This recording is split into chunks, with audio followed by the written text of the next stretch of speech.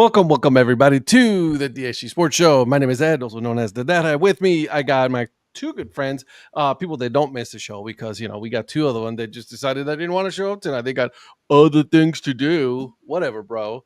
It's not like I've ever missed a show or two. Never. Crazy. No, I've never missed a show. I mean, I'm here for this because I live for this. All right, guys. You're about this. I'm about this, all right? Welcome, everybody, like I said, to the DHC Sports Show. This show is brought to you by All Four Baseball Company, okay, guys? This show right here, the show that we're at right now is brought to you by All Four Baseball Company. If you use code DADHAT, you will get 15% off your full purchase when you enter that code at checkout, okay? Hold on a second. We're not talking about these stickers right now. Hold on. We're still talking about the website and then their clothes and their awesome hats and their awesome hoodies. Let me tell you, these t-shirts are super comfortable, guys. So just wanted to make sure you know that they are very comfortable. Go out there and check it out. Also, now that we can talk about the very cool, very awesome sticker club, okay? All right. He puts on some close quality stuff. And he's showing you those, but I want to show you the brand new ones they just got here. Okay. Look at that. The San Jose Marlins. Okay. Oh, wow. Nice. Yeah, I know, right? The swing for Theo. Keep swinging. There it is, a sticker right there. There's the military war dogs right there. Nice. Baseball. And then, I don't know if you guys ever seen this one. I have. The Kane County Cougars. So there it is, all right? And then what he also does is I want to give him credit for this because this is pretty cool. He does a little postcard and then he puts each of their little information right there so that way you can just scan it and go directly to their site or their Twitter account and go ahead and follow them, okay? And then check it out. Support local baseball. That's pretty cool. So make sure you use it. And it is 6 months, $6 a month. However, because you guys are watching this wonderful show, if you use code DHC, you will get it for $3 instead of $6. So $3 a month sticker club is not a bad idea at all, guys. It's not a bad idea. So just wanted to put that out there. All right. Now that we got the business out of the way, Mr. Prospector, what you wearing, what you drinking, my friend? Well, good evening, gentlemen. I'm glad that a few of us actually care about this show. Absolutely. Not calling anybody out, Donnie and Eric, but at least there's some dedication still on this show. Shoot, even Ed showed up this week. I know, crazy talk. Yeah. Anyways, tonight I am wearing the Chesapeake Bay Sox. This is one of their new logos, obviously. Those cowards. Who? The Bay Sox. The Bay Sox. Oh, Those because cowards. Because of a certain logo. Yeah, man. They didn't release the logo. They have to redo the logo. Well, they got a pearl in their back pocket for later. Yeah. Yep. Anyways, and tonight I'm bringing back a classic because I've got the Gatorade Frost. Okay. What? So if you've been following the show for a while, you know that Gatorade Frost Glacier Cherry is there. And Mr. Producer, I have a thing of water here, but what's going to go into it? I don't know. Oh, here we go. Well, do you have is it the same flavors? It can be. I think I have additional flavors, but since I didn't give that to you beforehand, let's go with the flavors you already have. I do have those. Well, see, here's the thing. You caught me flat-footed. I haven't built the wheel again. Oh, see. Never mind. Well, just pick one out. Go ahead and just go blind. What are we going to do? Okay, I got my grab bag here. Actually, it saved my old wheel. Oh, fantastic. Well, then fantabulous. A little surprised by that. So I guess we'll go ahead and pull up the Patrick Geriatric Wheel of Flavors. Okay. All right. Wheel of Flavor. All right, while you're doing that, I've got my cane right next to me. So, Mr. Sports Gambling, what is the hat that you're wearing, and what are we drinking tonight? Tonight's hat is I wonder where my Venmo charges are showing up. That's weird. Tonight's hat is the West Michigan Whitecaps. I picked this one up on my last trip. And since I am basically babysitting you two tonight, I'm going with something a little stronger than usual. This is from Prairie. This is called This Is the Way. This is a barrel-aged imperial stout with dark chocolate cream-filled cookies, because we can't say Oreos. Toasted coconut. Well, I mean, the brewery can't. Yeah, toasted coconuts, toasted marshmallow flavor, and toasted almonds. And this is a 13.6%. Yikes. That's right up my alley. I left my beer in the refrigerator. So while you're doing the wheel, I will go and get my burr. All right. Is it cold? It is very cold. All right, Patrick. So we have the same 4 flavors as last time. We have the raspberry green tea, the mango green tea, the fruit punch, and the lemon iced tea. Let's go. So let's spin and see what your flavor for tonight will be.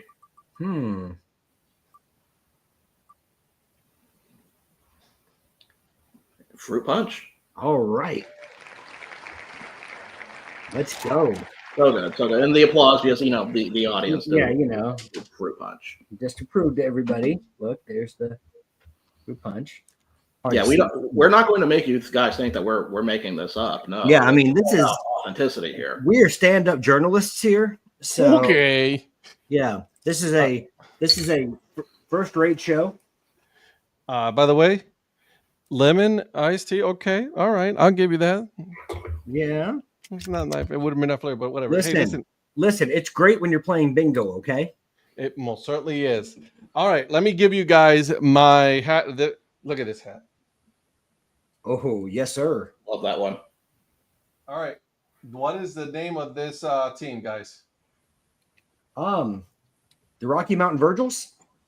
Very close. Very close. What's up, Joe? Land of Moose Knuckles.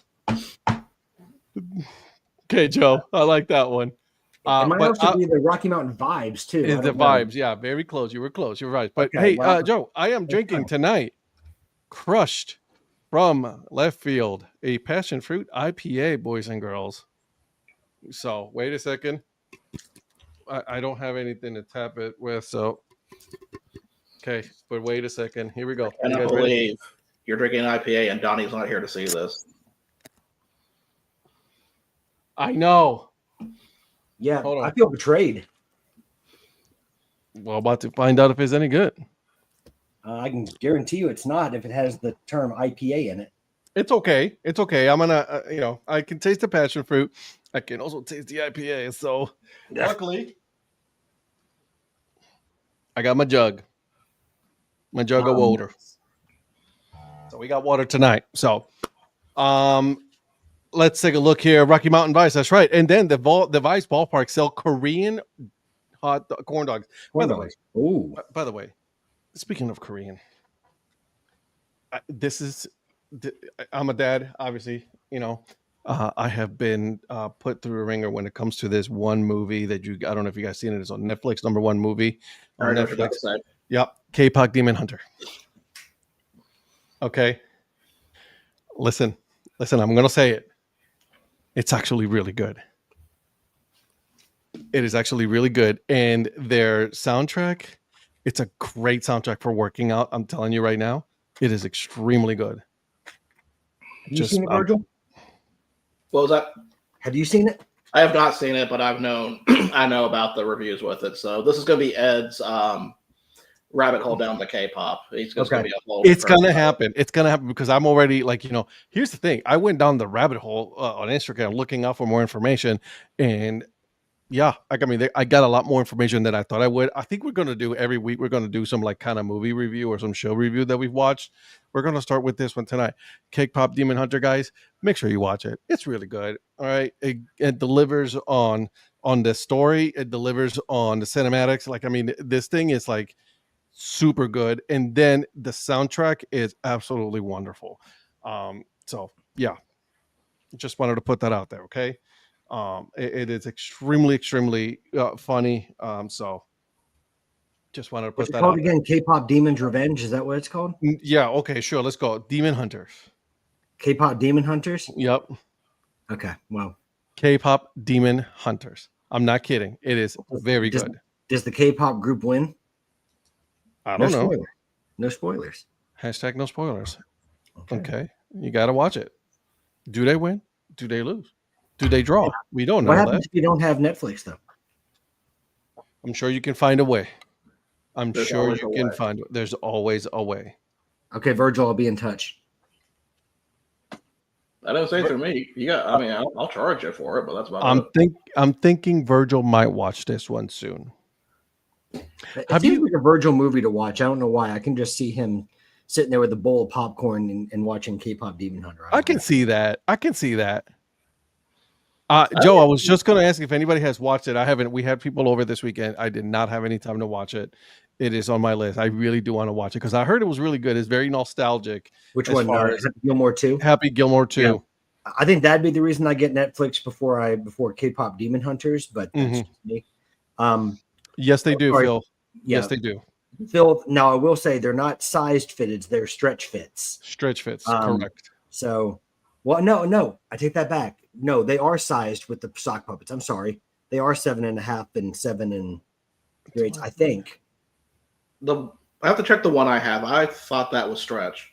Well, it might be stretch. The one I have is stretch. I think it might be I'm maybe thinking of the collegiate team that they did, or the other team, the one they had in the old North State League. Oh, the sock pups. The sock pups. I think that one may have been sized, but I'm checking right now. I mean, it could be. Who knows, man? There's so many. Like different companies that sell stretch fit and not. Like, I mean, and obviously them being a collegiate team, they got to save as much money as possible. I think you guys are right, though. Let me see. They are sized. 7.5 and 5/8, and there it is. Yeah. So Phil, the answer is yes. There you go. It's funny you guys are talking about movies because I've gone to theaters back-to-back weeks. Have you? To see Fantastic Four and Naked Gun. How was Fantastic Four? I really enjoyed it. I thought it was definitely a good first start for them. Really? Yeah. Did it get a fantastic 4 stars, or did it get like a phenomenal 5 stars? I don't rate movies like that, so you don't. Okay. No. To me, it's just like I like it or I don't like it. All right, Mir. Come here, kiddo. I need you to give me your honest opinion about a movie that you've watched this week, like ad nauseum, a lot. All right. This movie is called K-pop Demon Hunter. Tell me what you think of that movie. Just tell it to the microphone. Do you like it? Yes. Yes? Yes. Is it really good? Yes. Do you recommend anybody watching it? Yes. Everybody should watch it? Yes. Should they download the CD, the record? Yes. Yeah? Yes. What's your favorite song? What it sounds like. What it sounds like? Yes. Okay. Hey, pretty girl. So you give it 2 thumbs up? Yes. You don't look at me. Look at them. They're the one to know. Yes. Hey, pretty girl. He's saying hi. Hi, pretty girl. All right, go. Get out of here. Bye-bye, Dad. Love you. Get out of here. Have a good night, Day. All right, you challenge. Okay, cool. Thank you. Who won? 3 teams. 3 teams won? Yeah. Taco, the Taco and the man that wear the black suit. Because they only made it to 7. No, okay. Sounds good. Love you, kiddo. Love you. We're watching Lego Masters up around here, all right, bro? I respect it. Nothing wrong with that. I respect, yeah. I respect Lego Masters is fun, dude. Just saying. Listen. All right. I like Lego and I Lego my ego, so. Let's not. We definitely can. No. Let's at least get the sponsorship down. Yeah, we got the sponsorship done, and then don't give them free advertising. Listen, don't waffle on this, okay? I mean, just let it happen, okay? We're just gonna move on. Hey, Mr. Producer, what do we got to talk about tonight? Let's talk. Let's get started. Speaking of winning, I want to go focus on some collegiate wood bat league teams for a minute. Okay. First off, I want to go over to the New England Collegiate Baseball League and give props to the Keene Swamp Bats winning. And I'm also going to tell you guys this: if you ever have a chance, this is for everybody in the chat, go back and find highlights for the game 1 of the championship series with them versus Martha Vineyard Sharks. It is probably, and this is a little hyperbole maybe and recently biased, probably one of the best endings I've seen to a baseball game in a long time. Really? Yes. Interesting. That good? It was that they were, just to give you some preference, they were down 12-2 before the 8th inning. Yowza. But the one that's more notable, especially considering circumstances involving the team, Coastal Plain League, the Wilson Tobbs, one of the oldest teams in the CPL, have won the championship against the Forest City Owls, another team that was also down by, I think it was either 10-1 or 9-1. I have to go back and look. Great for that franchise, but also probably bittersweet knowing what's about to happen. I agree. That's kind of messed up, right? Like, I mean, the fact that like the city doesn't want them, and then they go in on a revenge tour and win the championship. That's kind of hilarious. I Well, I hope mean, they go like, somewhere though. I really hope that they go move somewhere or stay there and still play. well, it's like I'm wondering if, let's say they do stay. I mean, I know the city's probably got a problem, probably a bigger problem with that. Where would you think the fans would go? The problem is that they would go to the new team I because mean, it's it's the newer, new flashier. toy, new ballpark, new But do you think with a uniform. team like the Tops that have been there for a long time, they probably have a dedicated base? I'm sure they do. I would like to know if there's any fans that what their opinions of. Like the Tops, there's probably diehards, especially if you've been around for that long. Absolutely. You're one of the original threes. Yeah. So So good for them on winning, but it's kind of bittersweet. No, I agree. I 100% agree with you. I think it's like, oh man, like you want to see them win, and then all of a sudden, they win, but they win in the year that they're supposed to be leaving. You know what I mean? So it's like, oh, son of a, you know what I mean? I'm still kind of crossing my fingers that they just go to Zebulon and just So do I. get there, but I don't know how that's going to work. But you're gonna have to switch the name, right? Because you can no longer be Wilson. You're gonna have to be either the Zebulon Tobbs or the Carolina Tobbs. I think Carolina Mud Tops. It should be the answer. Ooh, the Mud Tobbs.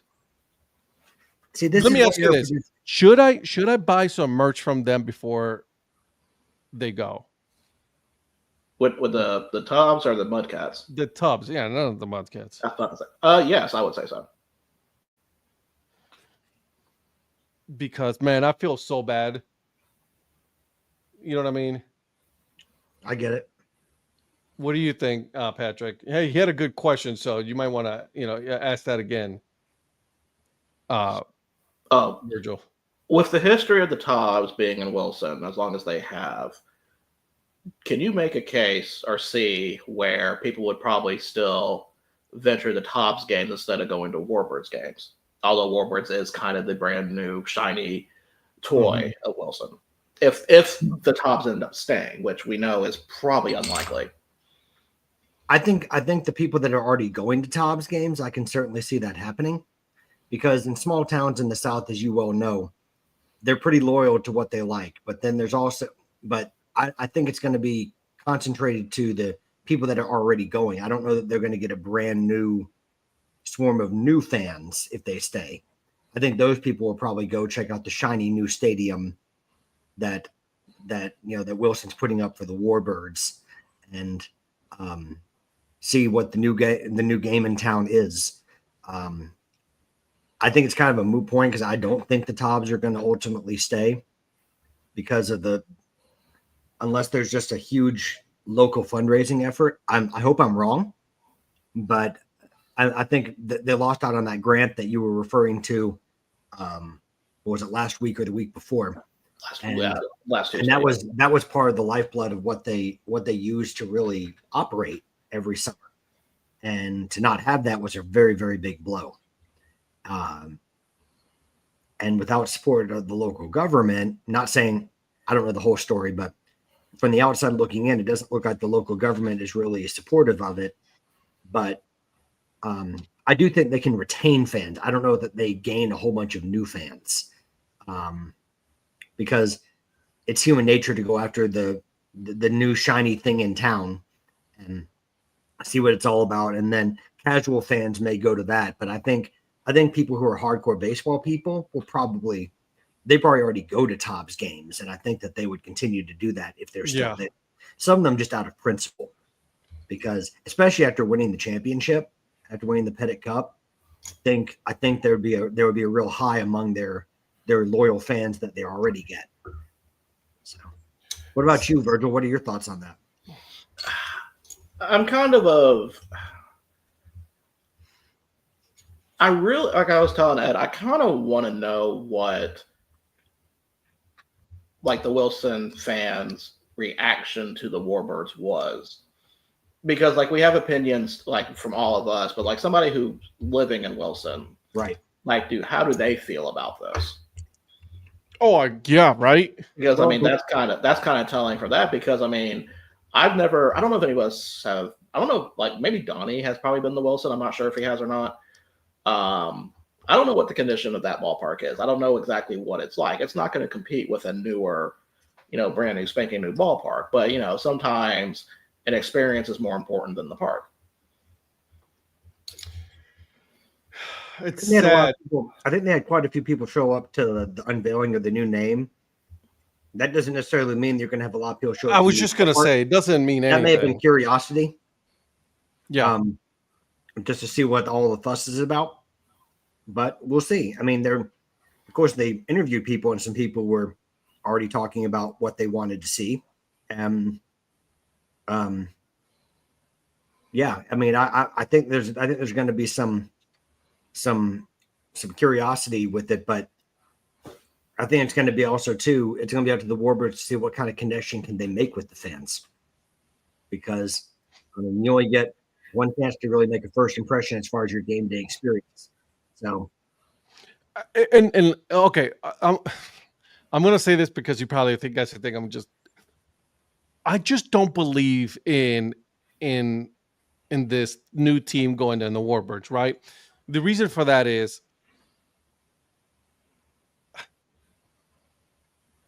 they weren't really that enthusiastic about anything with Zebulon, right? Like, I mean, they really didn't try. Like, I mean, their game day operations, their everything that had to do, like, we try to reach out to them, have them on the podcast, and then even when we had the Curb Media meetup, nothing really happened, with them. They said, oh yeah, we'll help you, and then they never did. So I don't know exactly, what that's going to look like. I hope it's better, for the sake of the people there.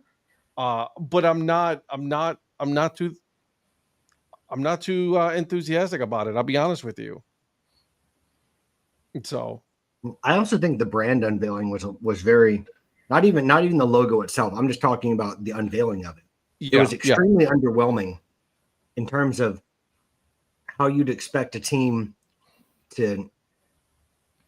new team to unveil a new logo in this day and age. I agree. Now, locally, it might have been a lot bigger and a lot more promoted, but like the online presence, you didn't even really know that it existed until there was a random social media post. I mean, you knew the day it was going to happen because they did promote that, but there wasn't a whole lot of fanfare behind it as far as online, as far as I was concerned. And maybe that was by design. Maybe they were more focused on making sure the people of Wilson, were on it. And fair enough. I mean, if that's the way you choose to do it. I mean, certainly if you're going to do it for anyone, you need to do it for the local fans, because those are the people that are going to be coming, getting your season tickets and coming to the ballpark. So I'm not complaining about, like, for me per se, but I just kind of felt the whole rollout was just a little underwhelming. Maybe that's just me. Maybe it's because I don't love the logo. And again, I always speak for me on that, but it's, I don't know, but time will tell. I mean, I don't ever really wish for a team to fail, but no. Yeah. But it is okay to feel bad for the Wilson Tops for the position that they've been put in, because, it's just I don't know all the specifics, obviously, because you don't know what happens behind closed doors, but it's just an unfortunate situation because ultimately the people that lose are the fans, Wilson Tops fans. So, and Zebulon fans at that point. Oh yeah, 100%. 100%. What bothers me is with this whole switch of teams and going to Wilson and all that. One is you could have stayed with that same name.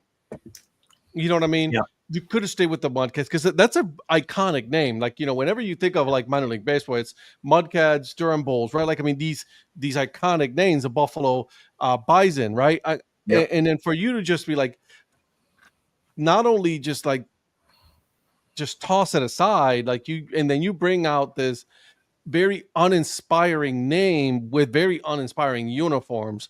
I'm not quite sure. Zach, great point. Mm-hmm. I've met them, the North Carolina Baseball Museum. They usually come here during when the MLB Raleigh puts their event every year at the beginning of the season. They always come and they always bring a lot of good memorabilia and things like that. So I'm not quite sure how that's going to work out as far as because the museum is in the ballpark for Wilson Tobbs. Will they have a some kind of deal with the new team? We don't know. I'm not so sure that they will have something. If that makes any sense. You know what I mean?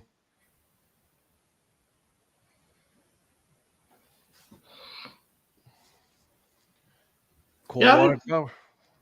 I was curious about that water tower. Now I think about it. What's going to happen with that? No one knows. I think you should just leave it. Don't hurt. Yeah. Ed, I thought you brought up a great point because I think minor league baseball loses by losing yet another great name like that. Yeah. I mean, it's not that the name Warbirds is inherently awful, but certainly I think what hurts it is by virtue of the fact, by the nature of what it's replacing. Really quick, sizing for Zephyrs. Medium, what's the size, range on that one, and large? I forget the exact sizes, but large is like 7. It's like goes up to like 7.5, 7 5/8. But on the big end, what size is someone trying to? What size is the person trying to get? Because I'm on the Wilson Tobbs website right now, mm-hmm. And they are having a 50% off end of season discount. Oh, nice. Well, they only have the Zephyr stretch hats, and the only ones that they have available right now is extra small, small, and medium. And you're 7 1/4, right? Yeah, 7 1/4. I think you can get away with a medium. I think you can get away with a medium too. Because usually I have to wear large for Zephyrs. Usually Zephyrs run pretty big. $11.50, dude. I'd get one if they had my size. They have they got the gold one, the W gold one. Let me see. They have it in not a whole lot. None of our sizes. They got the black one W with the tobacco leaf. Only they have is extra small, small, medium. But you know what is in our size? What's that? The Tater Hawks game day hat. Do they have it there? Oh, yeah, they do. They do. Oh, man. I said I was going to stop buying, but I have to make some decisions. That's a nice hat. And yeah. Would Indy go into a Zebia? I think this is what I've been saying for a while now, Joe, is I think an Indy team or a collegiate wood bat team would be a good fit for that Zebulon ballpark because it's and the three of us have been there, right? We've been to that ballpark. I'll be honest, like I get it why, the Mudcats wanted to leave. I get it. I just think the way that they did it was wrong.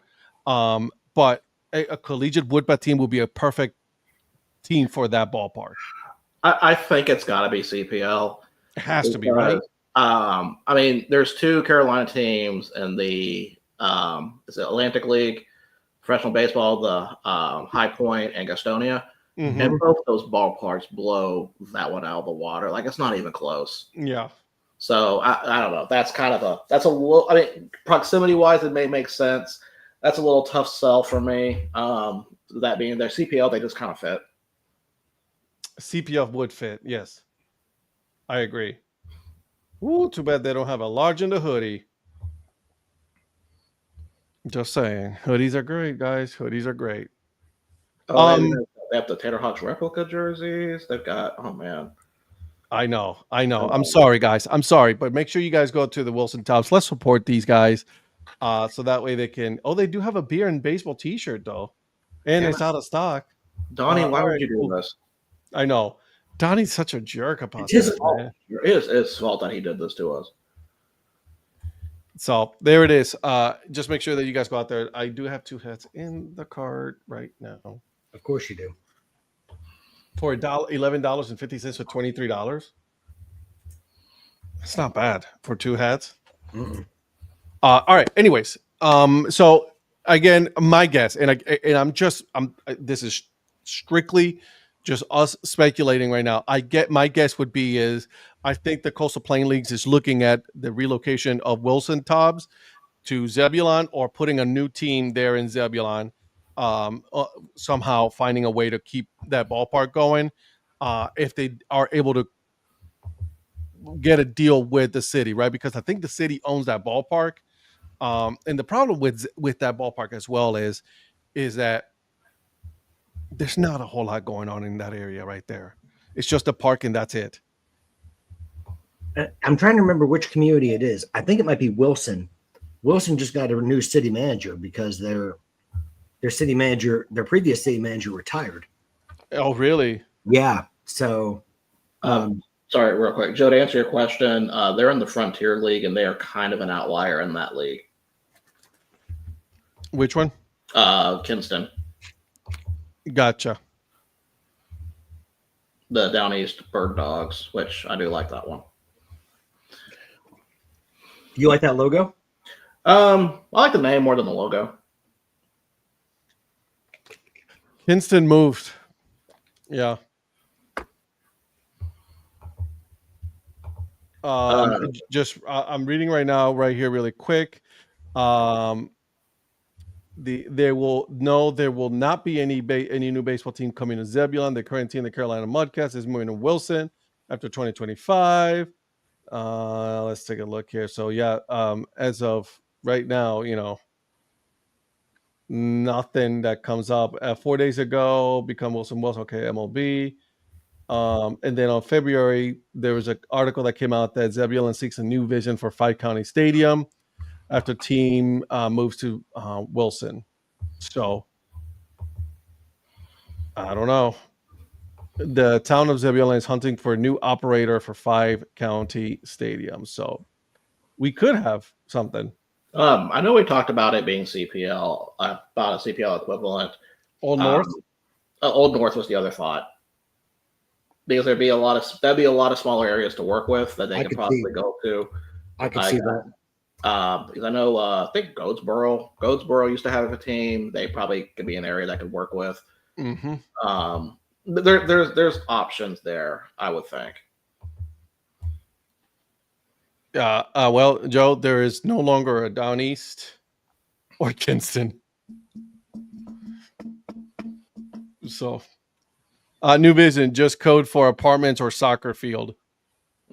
He's not wrong. He's definitely not wrong.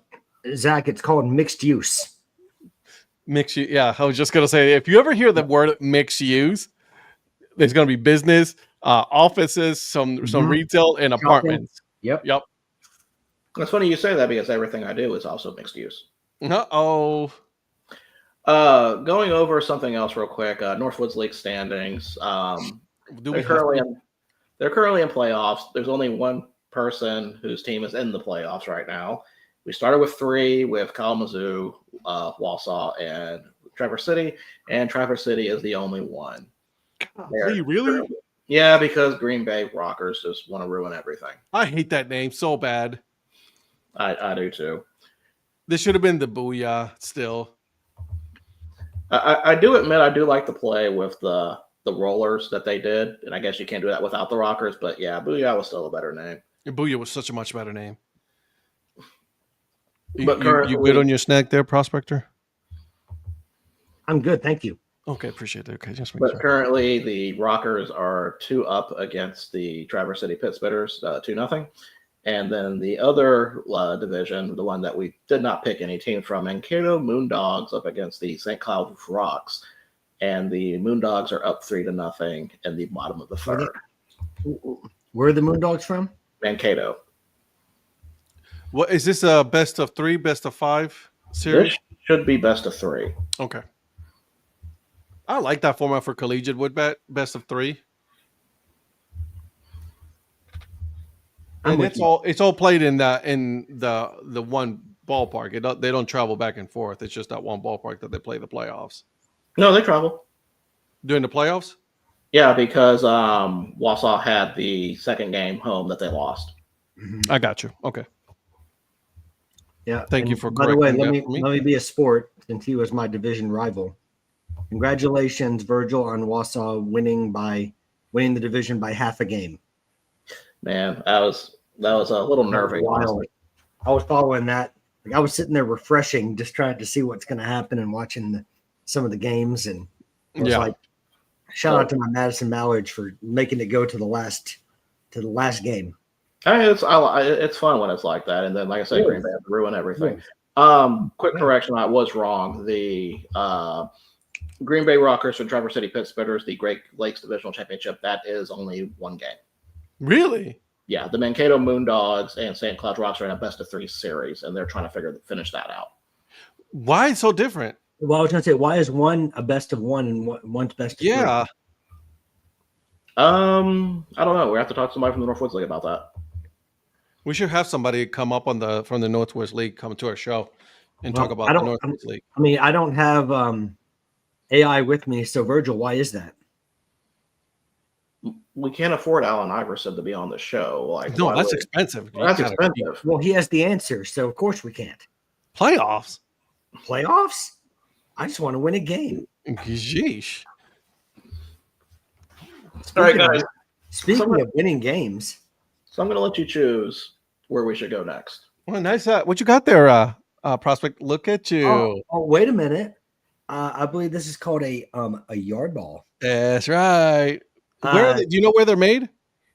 The US of A. Made here in the USA, but it's actually made in Kansas City. They're made in Kansas City by Sandlot Goods. Yeah, there you go. Okay. Yeah, just wanted to make sure I know who they are. I know I got plenty of their hats. And why do I have one? Oh yeah, that's right. Because of your podcast. I spent your money. You did again. Again. You guys done talking about your balls? That's pretty good. I'll give you that. So I'm going to give you the option. Okay. Go one of 3 ways. All right. Talk to me. NFL, MLB, or college football. I feel like there's not a lot of college football to talk about, so I vote college football first, so we can get it out of the way. College football. So let's talk about that. I guess it doesn't matter what I want to do, but okay, that's fine. You were going to pick college football too. So you're probably wondering what my title is related to. Or not. Very much so. Maybe no one saw this. Maybe no one cared. Oh, I did. There's a little indulge us, please. There's a little situation going on in Oklahoma University, home of the Sooners, not the Orange team, Patrick. Go Pokes. Their starting quarterback, John, I'm probably going to say this wrong name, Mateer, had his Venmo screenshotted recently with 2 transactions that were labeled as sports gambling. One labeled as sports gambling, parentheses, USC versus UCLA, the day after that game took place back in 2022. So I don't know if you guys are aware of this or not, but college players can't gamble on college football. On anything. On anything. What? Just I don't know if you guys knew that or not. So this made the rounds on Monday, and this caused a statement that the school officials were aware of it, and they're looking into it currently. But Oklahoma State quarterback, the Oklahoma quarterback, had something to say about it on Monday, on Tuesday, saying that it was just an inside joke with his friends. And of course, like all of us on our Venmo transactions, we like to put down illegal activities as inside jokes. 100%. Absolutely. I love to do that. So really, this comes off the heels after the Iowa State gambling scandal, where they had their starting quarterback and a few other players get suspended too from this. So the question I have for you guys, assuming this is real, because this is all alleged, for all we know, these could have been doctored. We don't really know. Will the NCAA do something? Will Oklahoma do something? Or because of the I don't want to say SEC and all that. That's not fair. But the size of the school, 10 NCAA looks the other way when things like this happen with bigger schools. What's your opinion on this whole situation in general? Oh, this is a good question. It is. Now, are you asking, like, to be clear, are you asking, do we think something should happen, or do we think something will happen? I think it's something will. Should, I think we all kind of agree on this. I think there should be something done. There should be.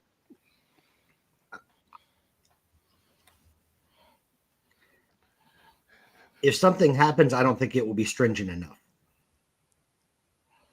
I think it'll be a slap on the wrist if they do anything. Okay, so here's what I'm thinking. Yeah, go ahead. Here's what I'm thinking. I'm thinking that they're going to sweep this under the rug, and they're going to come out and say, because this was made in very poor choice, and it was done in a matter in which an investigation had to be done, we will be suspending him for 2 games, right? For all of this, and then we will move forward. Nothing to see here, nothing illegal. It was just a bunch of kids being kids, and this is a lesson that should be done. And then they're going to do some kind of community service or something like that, talking about how gambling is a bad thing and you shouldn't be gambling. And then that's what's going to happen. And this segment is brought to you by ESPN Bet. Oh, 100%. Gamble responsibly. It'll have the little ticker right there in the bottom. Yeah. BeGambleAware.org. Yeah, like give you the odds on the college football games, especially Oklahoma, as it goes right through the ticker. Oh yeah, it'll happen. That's what's going to happen, in my opinion. I think that's what's going to happen. That's a fair assessment. Like I said, but I think that kind of lends itself to the point of what I was saying about they'll do something, but it won't be stringent enough. Yeah, I agree. So, it'll be something along the lines of that. And then when asked for reasons, they're going to say, we couldn't prove beyond a shadow of a doubt that the gambling transactions took place. Yep. Although we do not tolerate any form of gambling among our student athletes. It's illegal. Blah, blah, blah, yeah. Yeah. The whole thing. We reserve the right in the future if we find any evidence to, put in further discipline, but that will probably come after so-and-so turns pro or is no longer in collegiate athletics.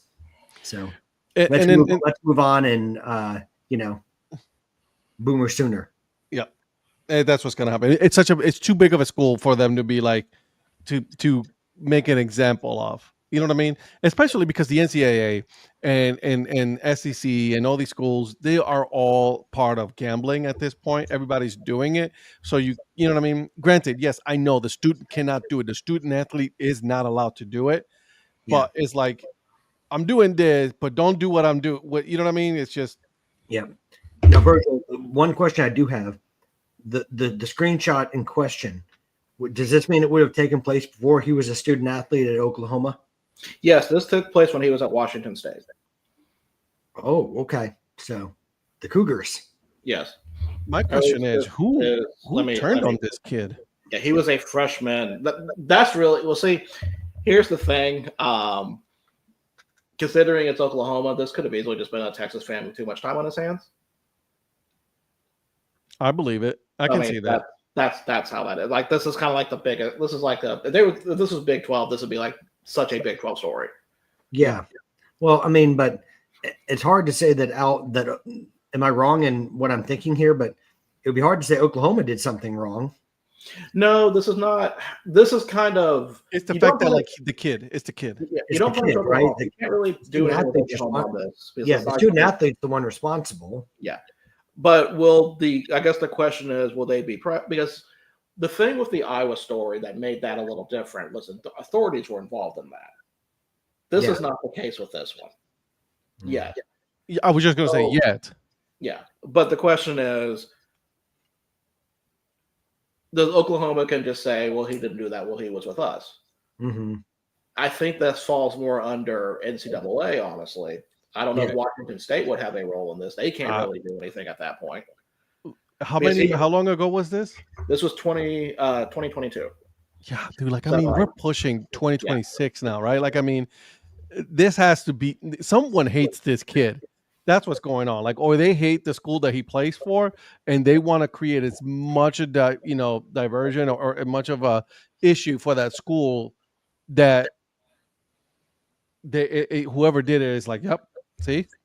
Mm-hmm. I like your way of thinking there, Virgil. So like I said, it's not a like for like situation. Like I said, Iowa State was, Yeah. But still, and it always gets a little hairy when you're trying to say like when you're trying to separate fact from opinion, right? Yeah. So like you kind of have to do some background on the screenshot. You'd have to talk to Venmo to kind of or you'd have to talk to the company, see where the transaction was sent to, and kind of follow the transaction to see ultimately where it ended up. And that's gonna take a while too. Well, yeah, I mean, because then you have to get permission to get into people's financial record. There's a lot that I think that would have to take place. But I mean, what does this draft look like? Because I'm sure this is his last year, isn't it? It's even someone being like, I don't think he's someone. Let me see if he's being. Well, not only that, but how much money is he making at Oklahoma from NIL, right? And now, will his draft drop because of if he's going to go into the draft, right? We don't know that. We don't know if he's good enough to be drafted, but like if he's going into the draft, like, well, what does that look like now after this?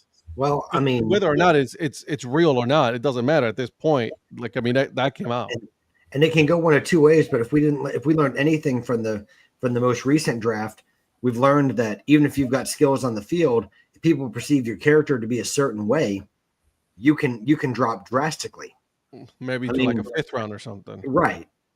And I'm not trying to say that to pick on the obvious person I'm referring to, but right or wrong, it is something that teams are going to look at now. Yep. Especially now that in this era of social media, even if that's not your true character, but what is your social media presence? I agree. What type of character do you have? Because really, you're representing a brand. You got your personal brand online now, and so especially if you're trying to put yourself out there as an athlete, and then you're going to be representing a team's brand. And so that's become even more important than it's ever been, I would say, because you have that online presence and everyone can see it. To answer the draft question, I'm going off of NFL Draft Buzz, so of course take this with a grain of salt. Draft year is 2026, and he is projected the 10th best quarterback in this draft so far. Yeah, I was just going to say, it's like John Meter, it's a quarterback. Oklahoma is considered a strong prospect in the 2026 NFL draft. Well, I was going to say, and this is actually a better QB class than. Imagine if he would have come out this year. You what? Imagine if he would have come out this year. He would have had a much better chance of getting drafted higher. Well, I was going to say, like, this was considered, top to bottom, a weak class of quarterbacks. This most recent draft. Right. And now that you've got, I'm not saying he's going to leave, but now that you've got the potential of Arch Manning and some other people in this potential draft that are going to be that are eligible to enter the draft. Well, I think Arch Manning is staying put an extra year, isn't he? From what is he a junior or is he a redshirt sophomore? Sophomore. He's a sophomore. Yeah, but isn't it his 3rd year though? Didn't he redshirt his 1st year? See, I was about to say COVID year, but it's like that's not a thing for him. No, it's not a thing for him. I thought he redshirted. I'm looking it up to see. Redshirt sophomore. Yeah. So in other words, he because he's a redshirt sophomore, he could conceivably enter the draft, right? Yeah. Currently, he can.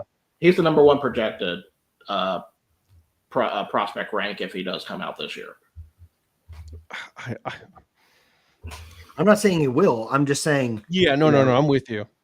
Because I mean, when you're at a big program like Texas, you make a lot more just by staying than you his do last name alone is making him millions of dollars. That's one of my things that I was talking about. It's like, why would you want to come out, right? I mean, you're in college, you're going to get your degree, you're making a lot of money in NIL. You're probably making more money than rookies are making right now, first round rookies. So why would you do? I'm just throwing it out there. The reason I would say is because Manning, especially if he does well in Texas, with the name, of course, I feel like he would fetch a higher price in NFL than a normal rookie would. But no matter what, he's capped out at the. He's capped out, yes, but the potential for more is there for him. True, I'm with you. Sponsorships and things like that, possibly. But as far as his salary with the NFL, he's capped out at the max. Is it 4 years, 36 million? I got to look that one up too. So I'm just saying, we'll have to see how he does this year, right? That's the key. If he does really good, yeah, why not try it out? I'm sure you're gonna get sponsorships from your uncles and your pops. You know what I mean? Your grandpa. So Virgil, I got to do it because he said it. Millions of dollars. I'm done. I'm done. You're done? Yeah. Yep. You sure? All right. Well, considering you don't even understand the reference I'm making, Virgil does. I do. I completely do. But we're going to go to MLB now. Let's do that. So let's do a quick update in the standings before we go on. First off, going on the East, Toronto Blue Jays still holding strong with a 4.5 game lead over Boston. Yankees are kind of hanging back there with 6 and 6, and then Tampa Bay at 11.5, and then Baltimore Orioles at 15.5. Then hold on 1 minute, my site is updating all of a sudden. I'm telling you that Central's getting interesting, but I'm not going to give that away. So Central, Detroit Tigers are at first place. Cleveland is 6.5 back. Kansas City is 9.5 back. A little separation there compared to the last time we looked at this. Minnesota Twins are 12 back, and Chicago White Sox are 25.5 back. The one that I think is probably going to be the most interesting in the aspect of the aspect of just the way it's breaking down right now. Houston is in the lead, but Seattle's only 1 game back. Texas Rangers are 6.5 back. Los Angeles Angels is 10 games back, which is a miracle for them at this point. And the A's are 15 games back. The fact that they're this close to 500, it's astounding. I agree, especially with their lack of investment, really. Mm-hmm. Now we go to the East. The Phillies are first. The New York Mets at 6 games back. Miami Marlins at 12 games back. Atlanta Braves 18 back, and Washington Nationals at 22. Whew, that's a rough division. Then we'll go with the Central. The America's team and everyone's favorite sweethearts. Is that so? Milwaukee Brewers. Just like saying, if you're a fan of this team, baseball. Milwaukee Brewers. Then Chicago Cubs at 6.5 back. Cincinnati Reds at 13 back. St. Louis Cardinals at 14, and then Pittsburgh Pirates at 24. And then the West, which is also interesting, a lot more interesting than I think people were expecting. Los Angeles Dodgers in first, but San Diego Padres only 1 game back. And San Francisco at 9, Arizona Diamondbacks at 11, and Colorado Rockies at 37.5. The worst team in the league. So, as customary as we usually do, I'm going to give you 2 questions. Okay. 1, out of the last 10 games, who has the worst record? Well, I already saw it, so. You already saw it, so you already know. Patrick, do you want to take a guess? As Ed has it open. Which league are we in? Really? You got to look at the name, dude. The what? In the last 10 games, who has the worst record? Oh, I wasn't even looking. Am I supposed to look at it? Never mind. No, I was supposed to guess. The Colorado Rockies. Nope, you're wrong. No. The last 10, yeah. Look. Nope. Last look 10. Look at New York Mets. Oh my God, 1-9. I missed that. That's bad. Yeah, New York Mets are 1-9. Oh God, that sucks. Ooh. And who And has with all those moves they made at the deadline? I mean, what's going on in New York? Both tell you teams, this. right? The Yankees and the Mets. Where's Flobo? We need to talk to him. Well, is Steve Cohen having a nervous breakdown? He could be. I mean, I don't know if it's nervous, but he's definitely having a breakdown of something. And of course, the best record out of 10 games. It's Milwaukee Brewers with 10 straight. Is that your beloved Milwaukee Brewers? Yes, my beloved Milwaukee Brewers, crowned by Ed because I do not have a major league team. Oh, come on. Come off it. We all know that you're a huge Brewers You're a fan. massive Milwaukee Brewers fan. We know this already. I don't know what you're talking about. There's Billy Brewer and his brother Virgil Brewer. Joe, I'm with you. The fact that they're both teams are losing the absolute mind right now, it is absolutely music to my ears. And I love it when they argue with each other because it's like, who's worse? Right. So here's something that I in my day job, right? I went to go visit this one person, and this person is a massive Yankees fan. First of all, he started by, hey man, your Guardians are looking better, man. I'm like, yeah, I'm not gonna. Well, let's just keep it at that. But they're doing pretty good. Big Christmas, I want him up, but he's not doing so good in AAA either. So let's keep him again some more at bats, right? And then I go, I was like, hey man, how's your Yankees? He's like, man, don't even start. I hate this team. I don't know why they signed him to an extension. Boone. I'm like, he needs to go. He needs to go. Like he sucks at his job right now. I'm like, you guys have more problems than just Boone, but I agree. Well, listen, a little Cleveland for you. Ahmed Rosario barely plays for them, and he still got injured. Are you serious? Yeah. Like Rosario barely plays, and he's still injured. I'm not laughing at him being injured for the record. No, I miss Ahmed Rosario, man. Honestly, I feel bad for him, but it's like it's a sign of how horrible like these trades have been going for the Yankees and Mets because the Yankees got a whole new end of the bullpen other than Devin Williams, and Devin Williams has capitulated. I don't know how David Bednar has been doing recently, but I don't think he's been stellar. I don't think Dotel has been stellar. Jake Bird, I don't think has been stellar. Correct me if I'm wrong on any of this, Mr. Producer, but no, you're right, 100%. Yeah, I mean, like I said, I'm not saying they're terrible. I'm just saying I don't think they've been stellar like the acquisitions they were supposed to be. In fact, very few of the acquisitions I think at the trade deadline have been unreal for the teams just yet. Like even the Blue Jays. Do you know who's been very underwhelming? Who's that? Jazz Chisholm. Yeah. Well, Aaron Judge hasn't been playing well since he got back from injury either. No, I'm with you. I agree. I mean, the Blue Jays haven't been playing well either. I'm not about to say they aren't. But the your saving grace is that you guys had built a really big enough lead before the All-Star that it could afford you a little slip here and there. Yeah, Bird got sent to AAA. Bednar got the Yankees last save. Oh, he actually held his nerve and got the save. Oh, okay. Well, good for David Bednar. Oh God, what's this kid at third base? Also has a black hole for them.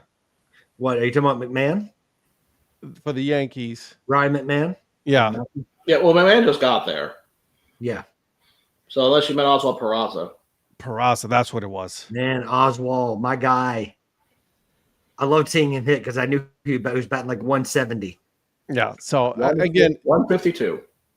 The Yankees, and I told him this, and I was like, listen, I don't mean to talk bad about the Yankees, which I do. I was going to say, yes, you do. But I do. I would not be surprised if you see the Yankees fall out of the playoffs altogether. Well, it's funny you mentioned that because I've got wild card standings right here, and Yankees are holding on to the last spot, but Cleveland Guardians are only one game back. And Jose Ramirez just hit a solo shot in the bottom of the 8th, and we're up 4-3. Are you playing the Yankees?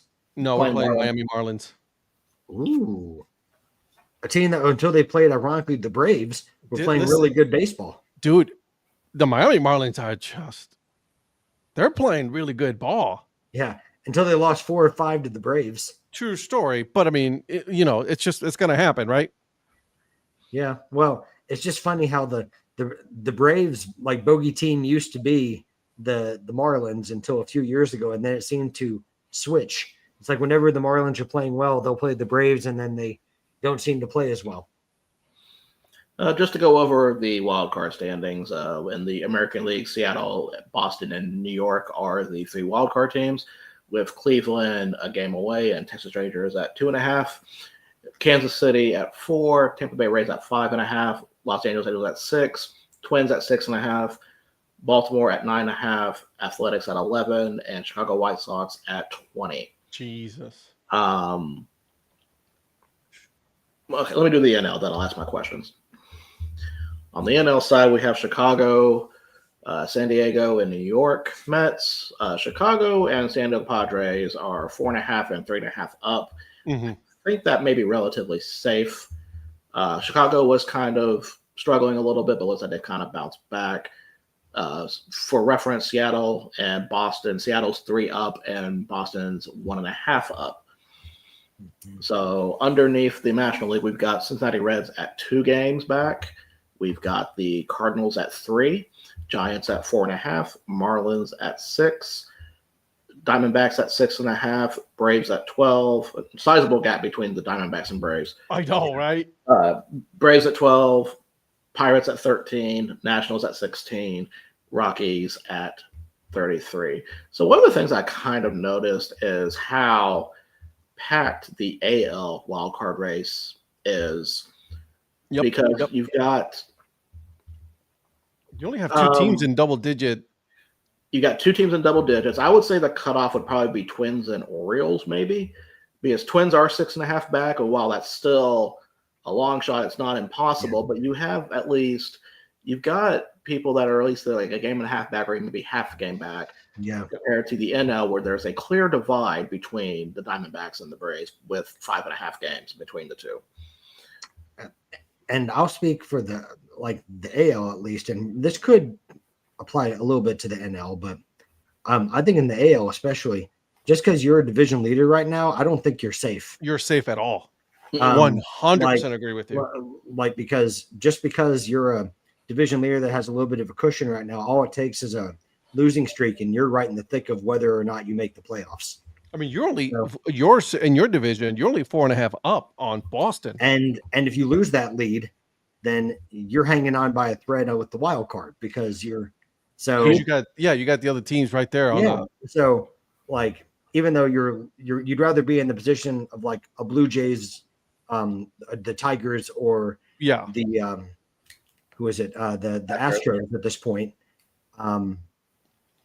You can't rest on your laurels, because there's still a lot of baseball left in it.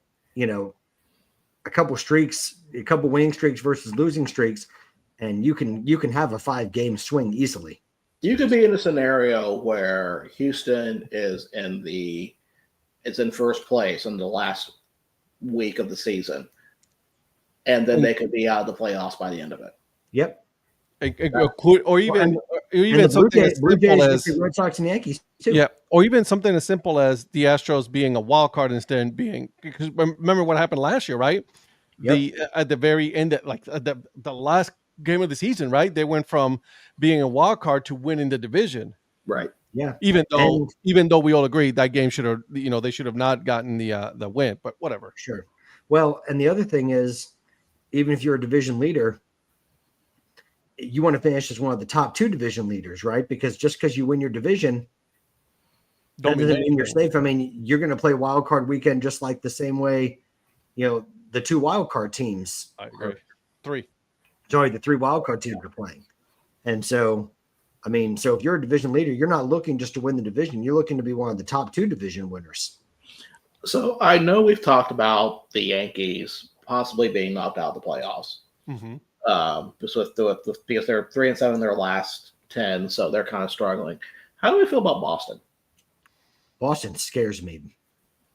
But the problem with Boston is they're inconsistent, though. They have lost their last 3 games. Yeah, they are inconsistent, but so are a lot of teams. Well, How many teams? Yeah, how many teams can you count, especially in the American League, that are consistent? I mean, Well, Seattle has a 7-win. There's a lot of streaky teams. That's true. Seattle's got a 7-win streak. They've been in their last 9. They're 9-1. They're not going to be hot forever. Yeah, Boston had a 10-game winning streak, and they had close to another 10-game winning streak. On either side of the break. Who was that? Boston. Boston, yeah. That's what got them back into contention like this. The only consistent team that's probably never going to lose against the Milwaukee Brewers. You need to calm the hell down, bro. But here's the problem. He makes a good point. Well, he also had that team is taking advantage of the fact that like the Cubs are again they're being the Cubs right now. Listen, they have the Miz, and he's awesome. The Cubs, yes, the Cubs have been sliding, but they're still 4.5 up on the wild card. Like while not completely safe, that's a nice position to have for them. I agree. Well, for now, but they're north of the border, baby. But they're losing right now 4-0 and against the Cubs. Maybe not for long, but they're losing right now. The Yankees are up 5-1 in the bottom of the 6. Red Sox are up on the Astros. Oh, let me just run down the scores here. Yeah, I'm sorry, I'll be quiet. Oh no, it's okay because I know we're all just going around the place. So, hey, the Mariners just beat the Orioles 1-0. So, yep, that just went final. I was about to say that one, and then it just went away. Look, the team the Blue Jays can't beat. So before you do that, let's say the Astros lose. That's a flip right there. Or depending on who owns the tiebreaker between those two teams, or we could have two teams at the top of that division. See, that's already a change right there. You're right. I have to look up tiebreakers. I was not prepared to do tiebreakers today. No, you're fine. You're fine. We're not. That's fine. Can you take me to the 4th tiebreaker, please? Right. So anyway, in the top of the 9th, the Marlins are down 4-3 against the Guardians. Then we've got the bottom of the 8th. The Cincinnati Reds are 6-0 up against the Phillies. Ooh, Reds are heating up. they are. They're the first team back in that wild card space. So I mean, I think they smell blow in the water trying to get that. Yankees are 5-1 up against the Twins in the bottom of the 6th. Alan Roden's going to come back and hit a grand slam for the Twinkies. Do you want to put money on that? No, I really don't. Okay. I put money on he'd have 3 strikeouts, but not necessarily a home run. Top of the 7th, the Blue Jays are 4-0 up against the Cubs. Bottom of the 6th, the Mets are 10-5 up against the Braves. It's the Braves. Sorry, Phil. Yeah, I know. Yeah, I was going to say. Well, didn't he say earlier that if you want to have a losing streak, break a losing streak? Yeah. And then the top of the 3rd, it is currently tied between the Tigers and the White Sox at 0-0. I'm trying to figure this Tigers team out, man. I'm telling you, they've been scaring me. I'm hoping that they slip a little bit just so Cleveland catches up, and then I'm good there. But it's like I've got a theory, but I'm gonna save that until we actually get through this. Brewers are 6-0 up against the Pirates in the top of the 6th. The Kansas City Royals are 4-2 up against the Nationals. That's top of the 6th. My team never wins because they can't hit. No. Well, Nationals have 2 on right now, so let's not get ahead of ourselves. No, but I said a certain person that can't even show up. No, my team's awful. They don't pitch and hit. They're just terrible. Yeah, how dare he be there for his son? I know. How the humanity of things. Right? Come on. He's got a lot of nerve. By the way, I found out the tiebreaker for Seattle and Houston. I got you back, homie. Okay. Well, we'll talk about that once we're done here. Top of the 4th, it is 0-0 with Rockies and Cardinals. End of the 3rd, it is 2-1 Rangers over the Diamondbacks. Bottom of the 3rd, Red Sox are up against the Astros 2-0. Then later tonight, the Dodgers and Angels will be playing, along with the Padres and Giants, and Tampa Bay and the A's. And then a final, Mariners beat the Orioles 1-0. Final, Cleveland wins 4-3. By the time I finished, I was able to get to that one. So what's the tie break? So, I'll give you the win loss, and then you guess who owns the tiebreaker. Okay.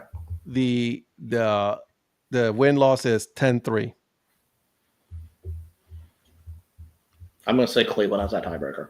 No, between Seattle and Houston. Oh, Seattle and Houston. My bad. I'm going to say Seattle has that tiebreaker. I think Seattle has it too. It does. Seattle has the tiebreaker. So, what does that mean, right? Again, we go back to what we were talking about, the standings, right? Like if that means Seattle just won, Houston loses, Seattle moves up into first place in that division, in the West Division, because they're technically tied on record, but then the tiebreaker is that. So then Seattle wins the division. Hey, what kind of crap were you talking about, Eric? Oh, well, he's right here. Yeah, don't think I didn't hear that. Let me repeat it for you so you can hear it. Oh, my team doesn't win because we can't hear it. We literally lost 2 of 3 to the Minnesota Saints. Terrible. Ooh, the Minnesota Saints. I like it. We lost 2 of 3 to the AAA Saints, so I don't want to hear it. That is true. That is. But we did take 2 of 3 against you, so you did win 2 or 3 against us. That's why I don't want to hear it. But you are missing Chris Bubich. I get it. Yeah. I do get it. I mean, we were doing so good without a Bubich reference, and you just had to. I know you had to bring it out. Listen. Every episode's better when you get a Chris Bubich and go Pokes. So let's not. Good name there, producer. Thank you. He actually got the joke. Look at him. Real quick, so we just had hitting lessons for Zach, and it's with a guy that his wife works with me, but you're and played for the State College Spikes, and then played. What? Yeah, you had gone. You were hard to hear at first, but go ahead. Oh, sorry. The guy that we played for the. My wife keeps calling me, so she keeps messing that's up what my it is. signal. Is that what it is? Yeah. By the way, So I how keep dare declining you be the call. such an excellent father and go be with your son? How dare you? So the guy doing hitting lessons was drafted by the Cardinals, played for the State College Spikes, and then played 4 years for the Joliet Slammers. Oh, nice. He was a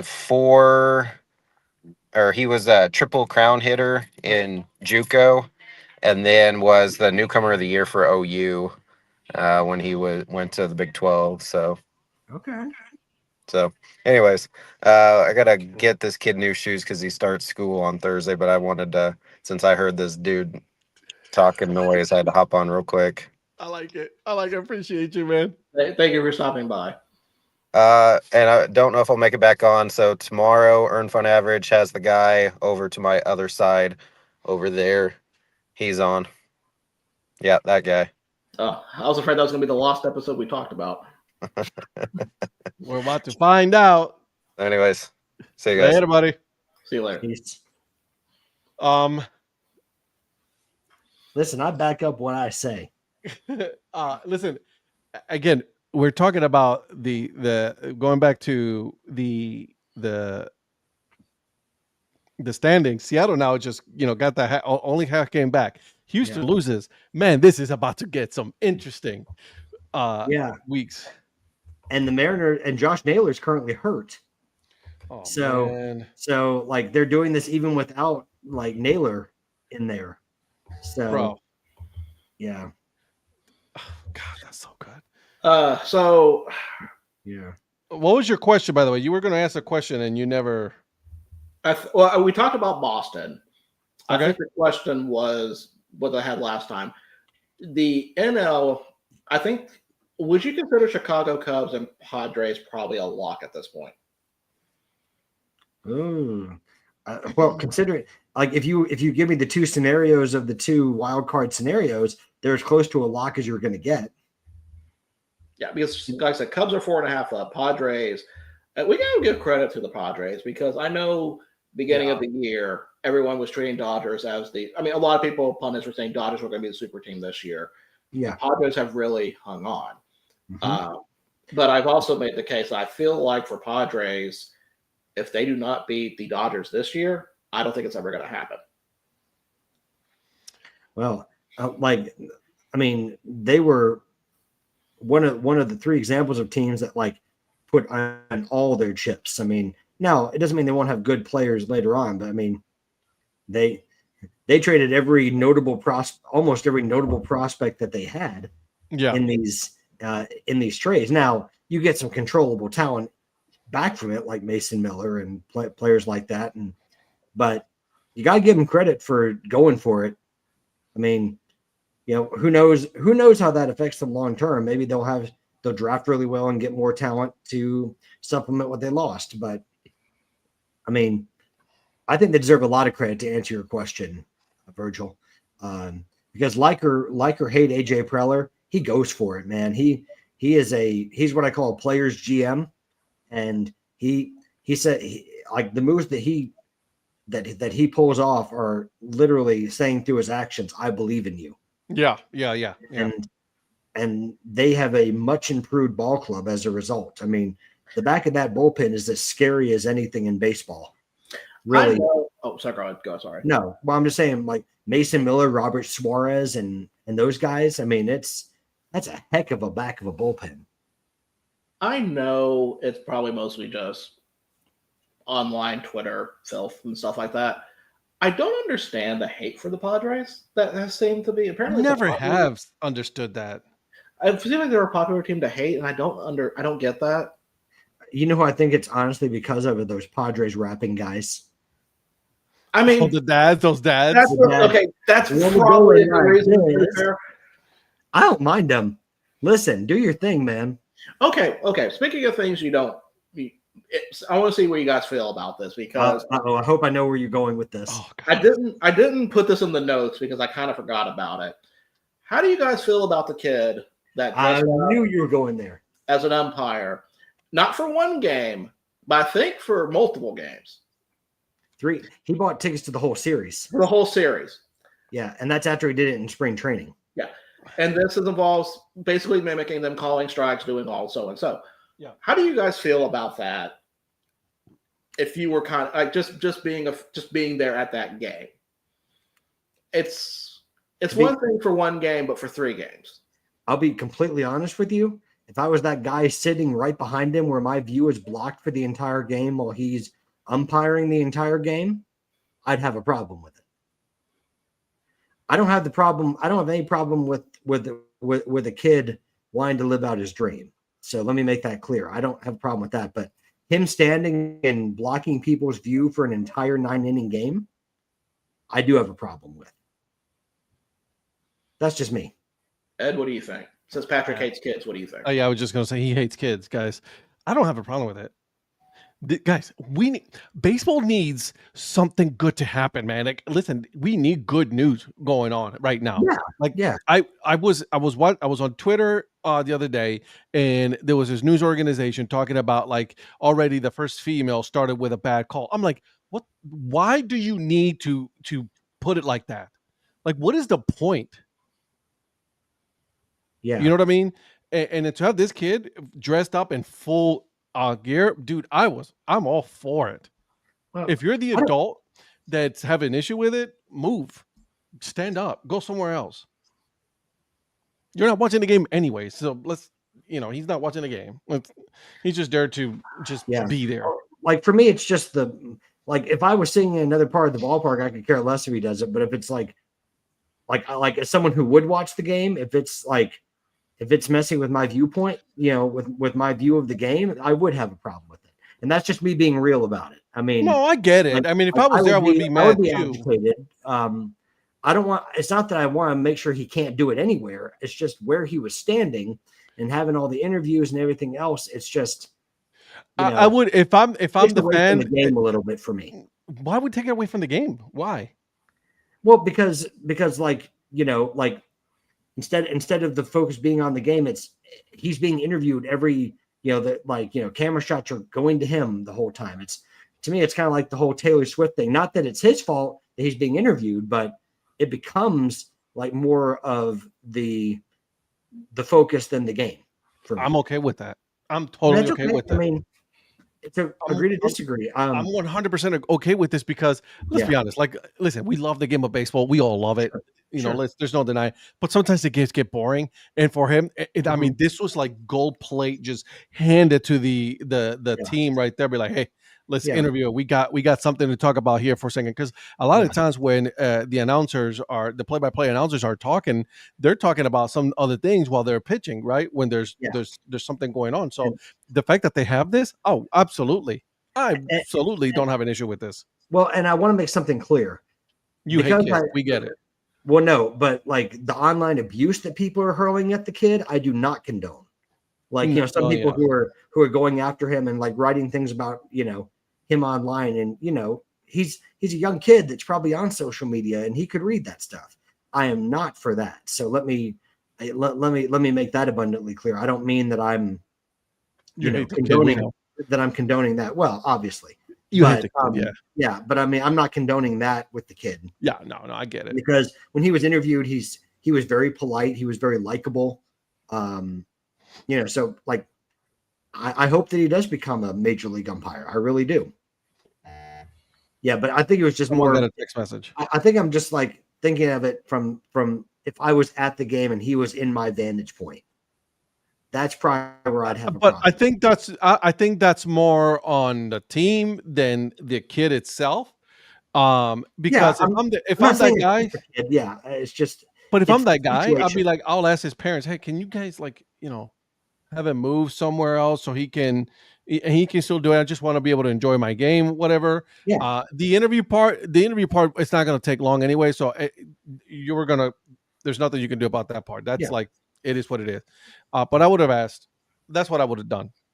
I was like, hey, can you move him a little bit so I can watch the game? And that's it, and move on. Yeah. I mean, I'm not saying I would go be a jerk to the kid and just say that. I would just, No, we know you hate kids. We know, we get it. I got you. Virgil. Yeah, Virgil, what do you think? To me, it's harmless. Yeah. I kind of see Patrick, I kind of see your point about blocking the view and all that, but as somebody who scorekeeps games all the time, there's going to be people standing up blocking your view. It's just part of it. Yeah. I get that point. The whole 9 innings. I'm the jerk in all this. We understand that. I'm the jerk in this whole. The whole doing it for 9 innings to 3 games. I may be kind of a little more of a why for me on that. Like at that point, you're seeking attention. Exactly. Like you're doing it for 1 game, and I'm fine with that. Doing it for 2 games. I mean, if you enjoy doing that, okay. If that's your thing, that's fine. I understand that. But I don't know. To me, like at some point, you gotta say how much of this is enjoyment versus attention seeking. Yeah. So are you gonna go like this? Then just go all 3 games, Yeah, I do that anyway. Just people just like, trying to get across, but it's like, come on, move on, hurry up. Yeah. But no, the one game I'm good with. 1 game I'm good with. 1 game. We're good. 1 game. 2 games, I'm like, all right, you're pushing it. 3 games, I'm like, bro, you gotta go. Because if you think about the more overexposure or something like that has, the more it gets stale. And people just want to move on to it. So, one more baseball story to talk about. Please. Because there's not enough baseball talk. No. Have you guys seen the Shohei Ohtani headlines? Shohei Ohtani we're not going to dive deep into this or make accusations or something like that, but Ohtani's in the news again, and not for anything good. Him and his agents being sued by a Hawaii real estate investor and a broker, alleging that both men got them terminated from a $240 million housing development on Hawaii's Hapuna Coast that they brought him in to endorse. The lawsuit was filed in Hawaii Circuit Court on August 8th, obtained by USA Today Sports. Says that Ohtani's agent, I'm not going to say that name because I don't know how to say it, wanted assurances from the developer who's been a real estate broker before they demanded their business partner, Kingsway Realty Capital, to be removed from the real estate deal.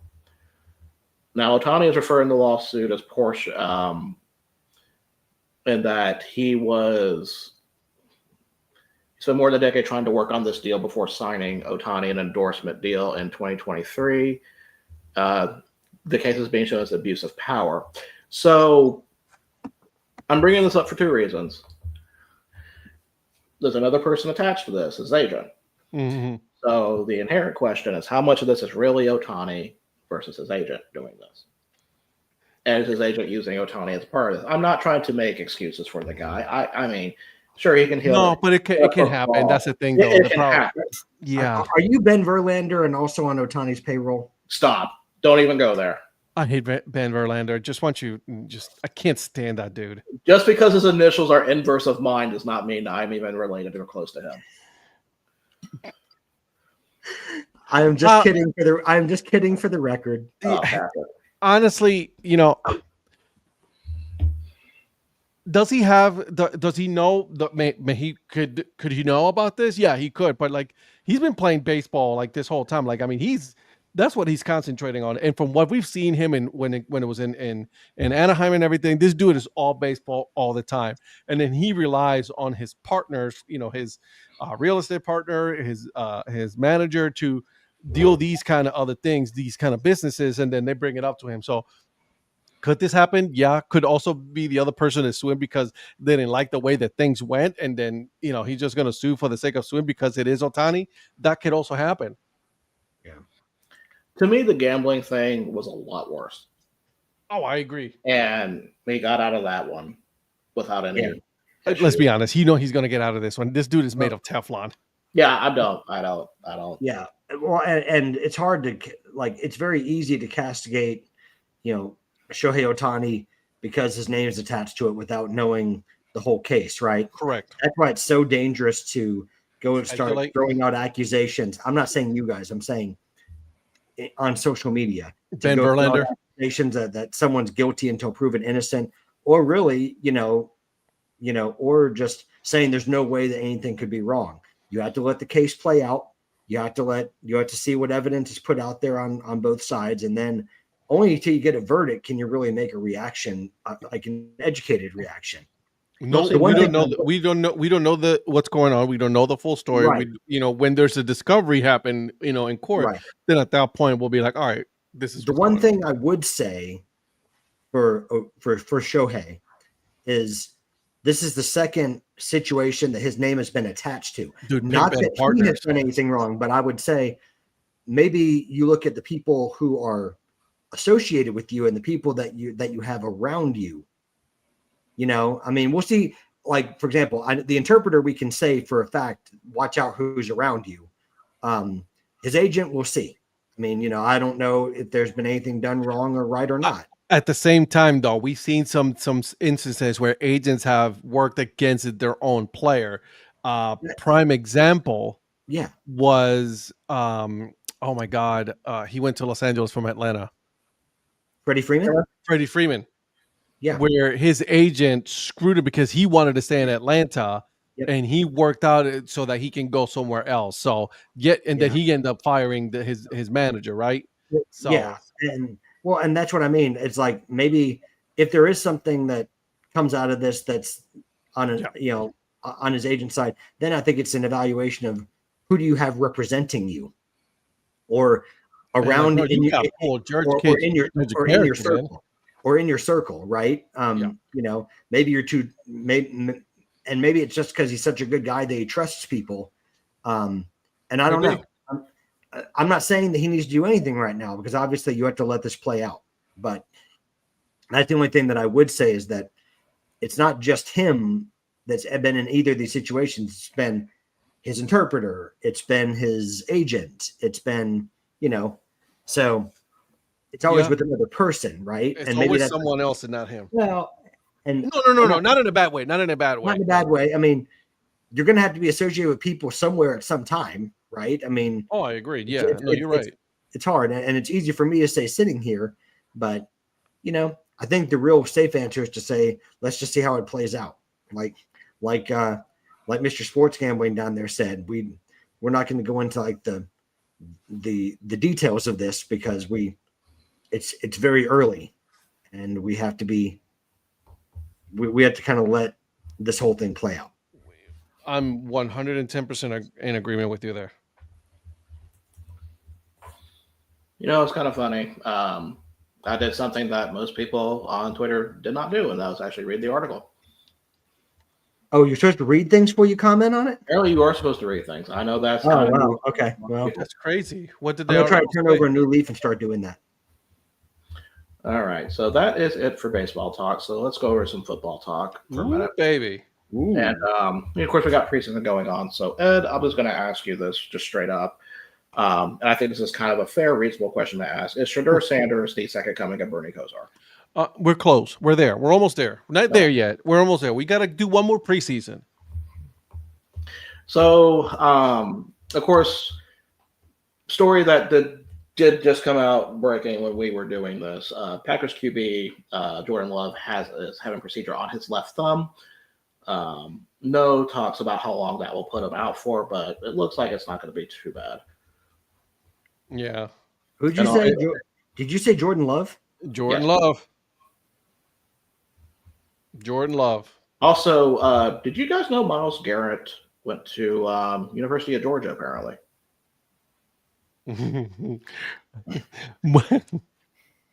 Why is that? Tell me. Because he somehow got their speeding habits going 100 miles per hour in a 60. Yeah, he did. Him and exactly where you're Shedeur. going with that. Him and Shedeur will be in traffic school together. Yes, they will. Slow down, dude. Slow down. No wonder he said such glowing things about Shedeur in that press conference when he wore no shirt. They're trying to race each other. Yeah. Did you see though, like, that Shedeur's just like, I kind of want to know what it's like to get hit by you, and Myles Garrett's like, I like you, kid. Like, I don't want to do that to you. You'll die. So going into, I know we're still in preseason, so we're not really going to have a lot of in-depth discussion. But do you guys even watch preseason games? Let me ask that question first. I watched some of it. Yeah, absolutely. Do you have any takeaways from this week that you were kind of, when you probably see score lines like, oh, that surprised me, or hey, that actually looks pretty good? The Pittsburgh game. Who was playing Pittsburgh? It was Pittsburgh versus the Jaguars. The Jaguars. That kid hit the 70-yarder. Cam Little. Cam Little, yeah. That was cool. That was cool. I like to see that. Favorite. Yeah, 70 yards. Yeah, that's unreal. Listen, I'm gonna say it because you guys already know, but Shedeur Sanders played really good. So I'll say that. Granted, again, it's preseason, and he played against more likely than not a couple of starters, and then that's it. But he played really good ball, and I was very surprised at the way that he was throwing the ball. That offensive line wasn't all the starters either. He didn't have any of the good wide receivers, like his starting wide receivers. Yeah. So to show what he's done, and of course, by the way, just so you guys know, he is still the number 4 string quarterback in the Browns line. So it is Joe Flacco, Kenny Pickett, then Gabriel, and then Shedeur. I don't think one game's going to make a difference on that. No. But I've seen enough in the practice and everything. Like, this kid deserves a shot to be higher up than that, and it's sad that he's not. Well, I mean, I want to know this. Number one, when is Tyler Huntley going to get his chance? Is he still with the team? Oh, did they get rid of him? I mean, well, we know that Joe Flacco. I can't keep up with your transactions. So right, Kenny Pickett and Joe Flacco are not playing the next game, so it'll be Shedeur Sanders and Dylan Gabriel. Man, and when are you bringing Thad Lewis back? Thad Lewis, I'm sure you just love just bringing out these names. I do. Hey, I miss Kelly Holcomb and Jake Delhomme. Yeah. You got the list in front of you. That's what you're doing. So don't worry about it. I don't. Yeah, guys, I have breaking news. Thad Lewis is back? No, I have breaking news. I got a second beer. Oh, sweet. So this is Edmund's Oast cereal for dinner. I love Edmund's Oast. This is a blonde ale brewed with almonds, vanilla, lactose, and coconut. And yeah, Edmund's Oast is that's in Charleston, right? Is it in Charleston? Edmund's Oast is Charleston. It is in Charleston. I haven't been there. I've been to Westbrook. Wait a minute. Are you saying that I've been to a brewery that you have not been to? I have not been to Edmund's. Yeah, you can claim I've been to Edmund's. I've been to Edmund's Oast. Yeah, I've been to Westbrook, but not Edmund's. Ooh. Okay. Well, All right. yeah. I mean, having some friends in Charleston that are big beer connoisseurs. Uh, I've been to at least some of the breweries around the North Charleston and Charleston area. Yeah, so I was only in Charleston for a River Dogs game, so I did spend the night there, but I only did one brewery. So that was really before I started getting into making breweries part of my road trips. Well, just so you know, I didn't want you to feel left out, Virgil. I was asking Ed when they're going to bring Thad Lewis back.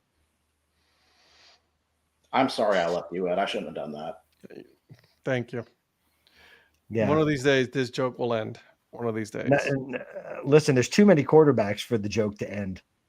I was going to send you a meme of your quarterback, Richardson, in bubble wrap as his new uniform. Please do. That would have been funny. Oh. Well, you have to bubble wrap his pinky. You have to bubble wrap all of him. He's just injury prone. Oh, the shoulder. And I'm sorry, you're making fun of the Cleveland Browns quarterback, but your quarterbacks are just atrocious. The fact that the New York Giants were celebrating at the fact that Daniel Jones was no longer their starting quarterback during preseason says a lot. Yep. Listen, when have I ever said that we have a great quarterback situation? When is the last time that I've said that? I'm just saying. Manning was there. Well, yeah, that's probably. Well, no, Andrew Luck too when he first got drafted. Yeah, right. You're right. Like that. Yeah, I wish he would have played better, man. I wish he would have played longer, not better. He played lights out. I just wish he would have played longer. But that offensive line was just bad. Yeah. Virgil, what about your beloved Minnesota Vikings? When did that happen? I was just going to say, when did that happen? I don't remember him picking that. Probably last season when all you would do was talk about the Minnesota Vikings and J.J. McCarthy. I have never done that. Oh. I don't remember that at all. You don't? No, I think Patrick's trying to have a go at me is what it is. Nah. I don't remember that. Well, I was going to say, don't you have a beloved team, NFL team? No, not really. It's the Minnesota Vikings. No. Usually for me, I end up just watching Oklahoma State players wherever they're at. Go Pokes. I walked into that one, I know.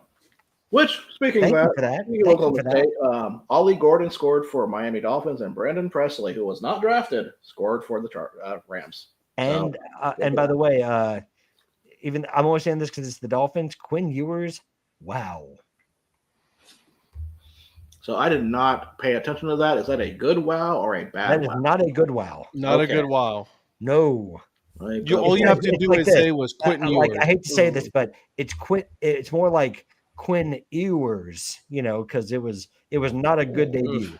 That's rough around the edges. Not unexpected. I mean, we need some work. Let me look at a stat line for this and see how this went. Yeah. Well, for me, it was more the eye test. What, the eye test? For me, I don't know about his numbers. I didn't look at his numbers, but listen, like Ewers has had great numbers, of course, in Texas. But if you've ever watched some of his games, that's what I mean. Made a lot of there's a lot of questionable throws and mistakes. He should have stayed back in college. He should have transferred to another school. And you guys know this from having watched him in college. A lot of times he would just throw it up to see what happens. Mm-hmm. It's like he'd panic, especially if he was running. He could do it because he was in college, but he would just throw it up and just hope for a prayer that someone would catch it. And a lot of times, because Texas has large receivers, they'll catch it. Yeah, 5 and 18. That's Quentin Ewers, I know. Yep, 5 and 18. You think he's missing that $7 million that he could have gotten in college? At Ohio State? Yeah. I mean, I don't blame him for wanting to go to college. I mean, going pro because he's in hindsight's 2020, obviously. Wait, hold on a second. But I think there had to be he had a grade and it wasn't high. It was not high. He was somebody I was actually kind of surprised he went as high as he did in the draft. That's what I'm saying. He should have gone back, and I would have had. Was he 6th round or 4th round? He was late rounds. I know that. He was 6th. I was about to say 5th. He was 7th. We were both wrong. He's 7th. Okay. Yeah. I knew he was down there. I knew he was after Shador. I just couldn't remember where. But by the way, shout out to Flobo Vice, my friend. we were talking about your Man, what up, beloved Flobo? Mets. He's on Instagram Live, by the way. He's on I the can't see live those. side. So wanted Man, to get Flobo, his what's up, my opinion. guy? We got to have him on, come back on, so he can talk about Man. his New York Metropolitans. Oof. Oof. Do we even need to show up? We just need to give him the stage. Yeah, just give him, let him go on a Ooh. solo and be like, all right, You know- off you go, my Yeah, friend. have him come on now so we can hijack this for a wrestling show and just kick you out of it. Oh. So wait, are we going to create the vision right here on God. on the DHC Sports Show? I mean, may as well. The Flo will say, "What's up, Prospector?" That's my guy, man.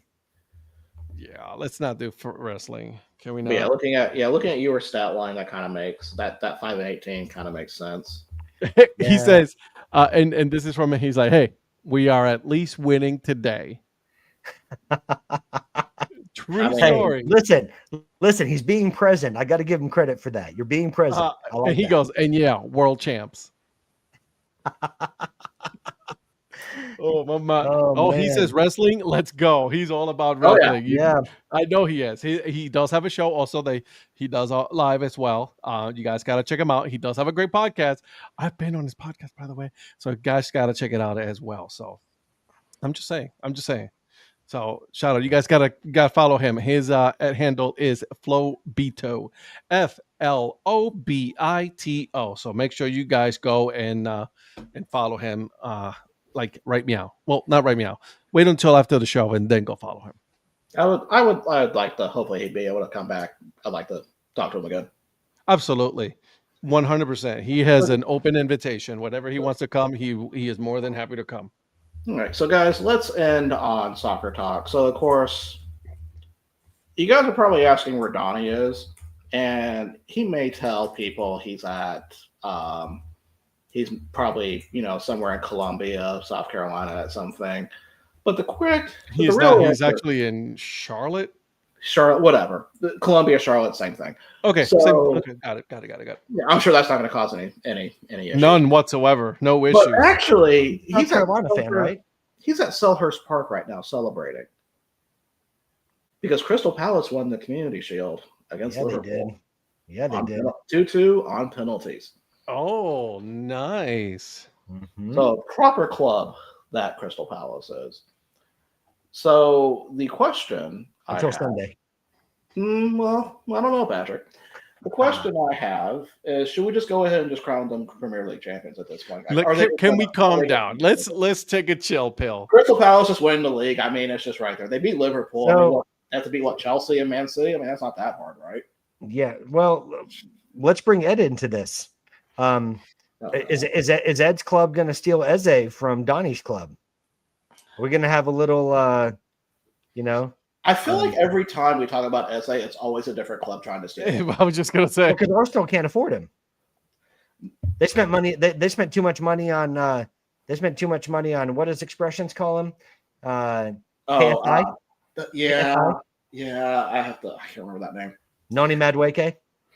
But no, like I'm waiting for like the news that Nottingham Forest is now in the running for him, or like Doncaster Rovers are going to get him. They're not even in the right league. Rovers. That's right. I'm pulling out a League One team. Yes, you are. Blackpool. Hey, listen. When Richie, Blackpool, Eze at Blackpool. when Blackpool was in Premier League, they were fun to watch for a little They bit. were. Ian Holloway is one of my favorite managers. Yes, I loved watching that team. I love Ian. I love Ollie. Do you guys watch any of like those documentaries on soccer teams? Like the Sunderland Till I Die or Welcome to Wrexham. Yeah. the rec one.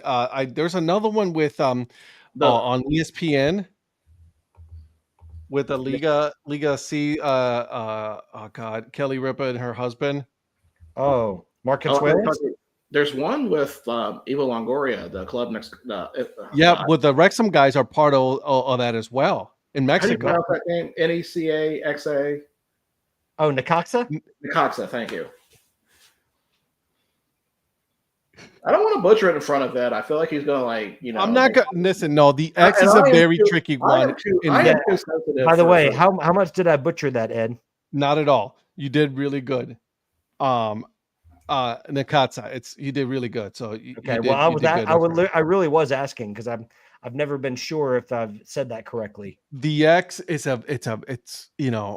it's a very tricky Yeah, and I don't know that I got letter that. to I don't know that I got that sound right, but because you got Mexico or Tecaja, Mexico. like the Caxa. It all Well, depends on where well, in Spanish, what would it be? Would it be in the caja?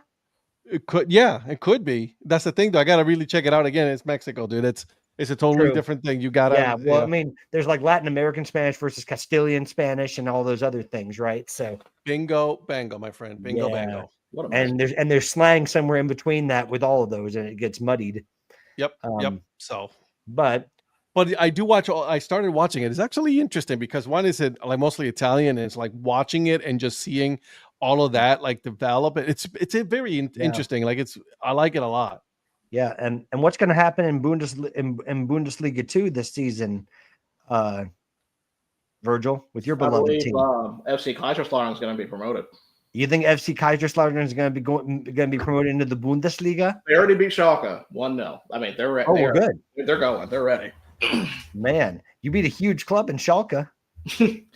I'm still surprised Schalke is where they're at. Like, that used to be. I mean, no one was more surprised than Ed was this past weekend. I was talking to him, and he's like, "Did you see FC Schalke?" And I was like, "Man, that didn't happen." Now, of course, they lost to Hanover too, but we're not paying attention to that. Oh, who? Kaiserslautern? Yeah, they lost Hanover 1-0. That didn't happen at all. I wish that one didn't happen. True story. So, Ed, serious talk though. How do you feel about Tottenham this season? I don't have a lot of hope. It'll be middle of the pack for them. How do you feel about Paulinho? How do you feel about Paulinho on loan from Bayern Munich? That one I don't know about. I'll be honest. That's a great signing. Yeah, but it's Tottenham, dude. It's like the Yankees. Like they sign, and they never win anything. Trust me. Don't compare them to the Yankees. The Yankees have championships. That's messed up, bro. That hurt. Listen, I got to be frank with you. I don't know what's going to happen. Flo Beaters like Schalke 04. How random. Listen, Flobo, we talk about everything here, my man. We don't discriminate when it comes to sports. To go into. By the way, and this is something that I was watching the other day. Did you know that there is a men's floor hockey, like in actual, it's regular hockey without the skates, roller skates, or ice skates, but it's actually hockey, and they're running around. Ooh, it's interesting. I of course I saw it on ESPN the Ocho. You mean field hockey? No, it's not field hockey. It's not field hockey. Is it like rug hockey? It's little. It's okay. I found it. It's actual hockey, but with like tennis shoes, and like they got the full gear and everything. Ooh. It's crazy. It's up in the Northeast. Is that on the Ocho?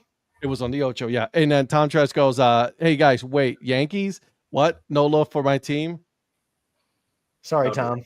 Oh dear. Yeah, someone came in a little bit late on that one, I think. Yep. So there you go, boys and girls. We've had a lot of talk about a lot of things today. Not bad for 3 people. No, well, of course. But that's the thing, though. It's like, sometimes when you have too many people, the conversation can't flow properly. So there you go. Yeah. Apparently, if I start talking badly about him, though, he'll come on. So go figure. I feel like if it's 5 people, it's like I'm herding cats sometimes trying to keep the show going.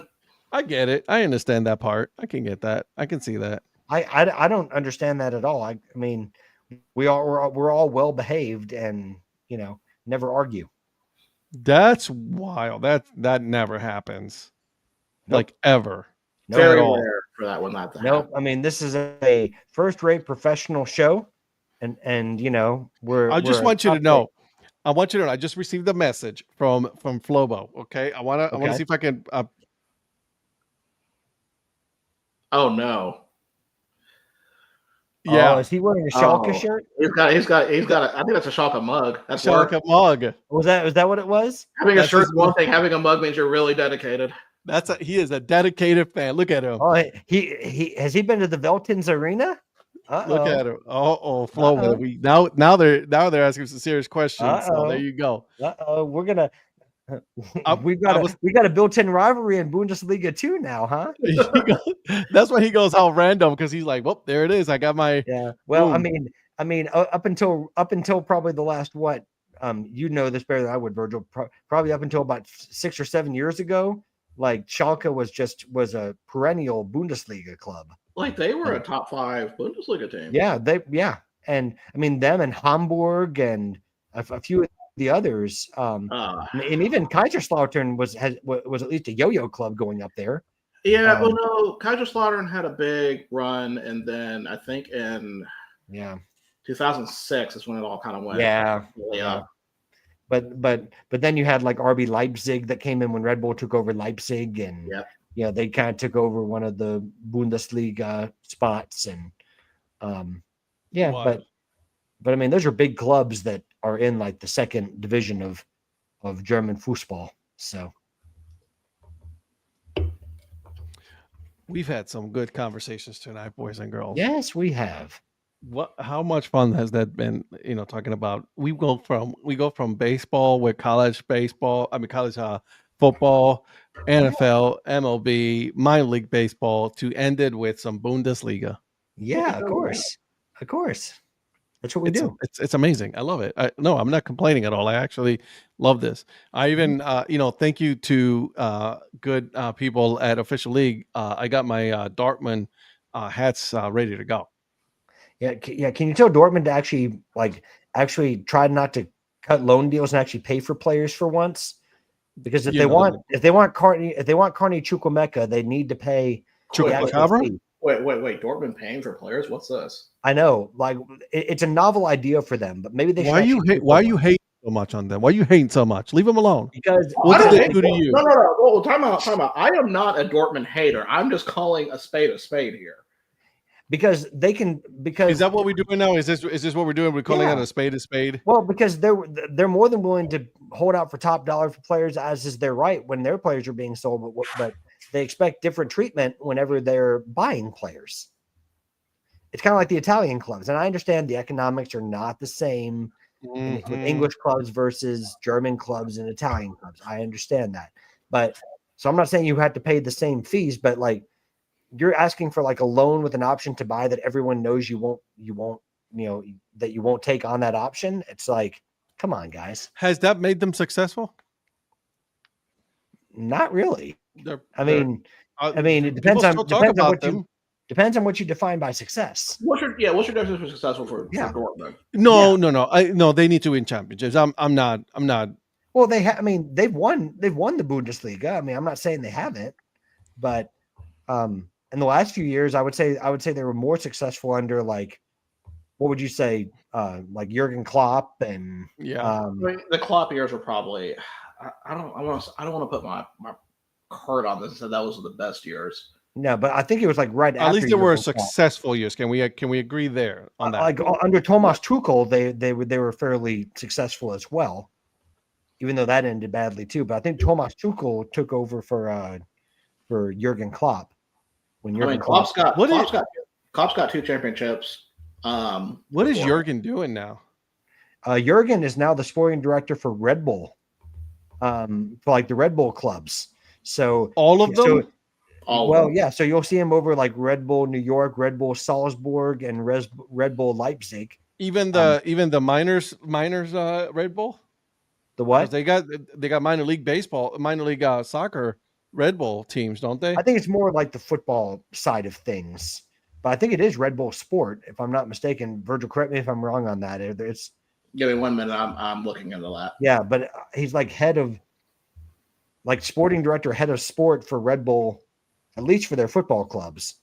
And he's sort of like a consulting. He is his role, but it's more of like a consulting capacity, even though he is with them. Good for him and his fake chiclets. Man, so it would be Salzburg, Leipzig, technically New York's in the subsidiary group. I don't know if that's still part of it or not, but that would. But that's what he's doing. I mean, he's sort of an ambassador for them, and isn't it like a director role of some sort? It is the head of global soccer. Head of global soccer. Okay. I knew Interesting. it was something like that. So he is definitely making some good money.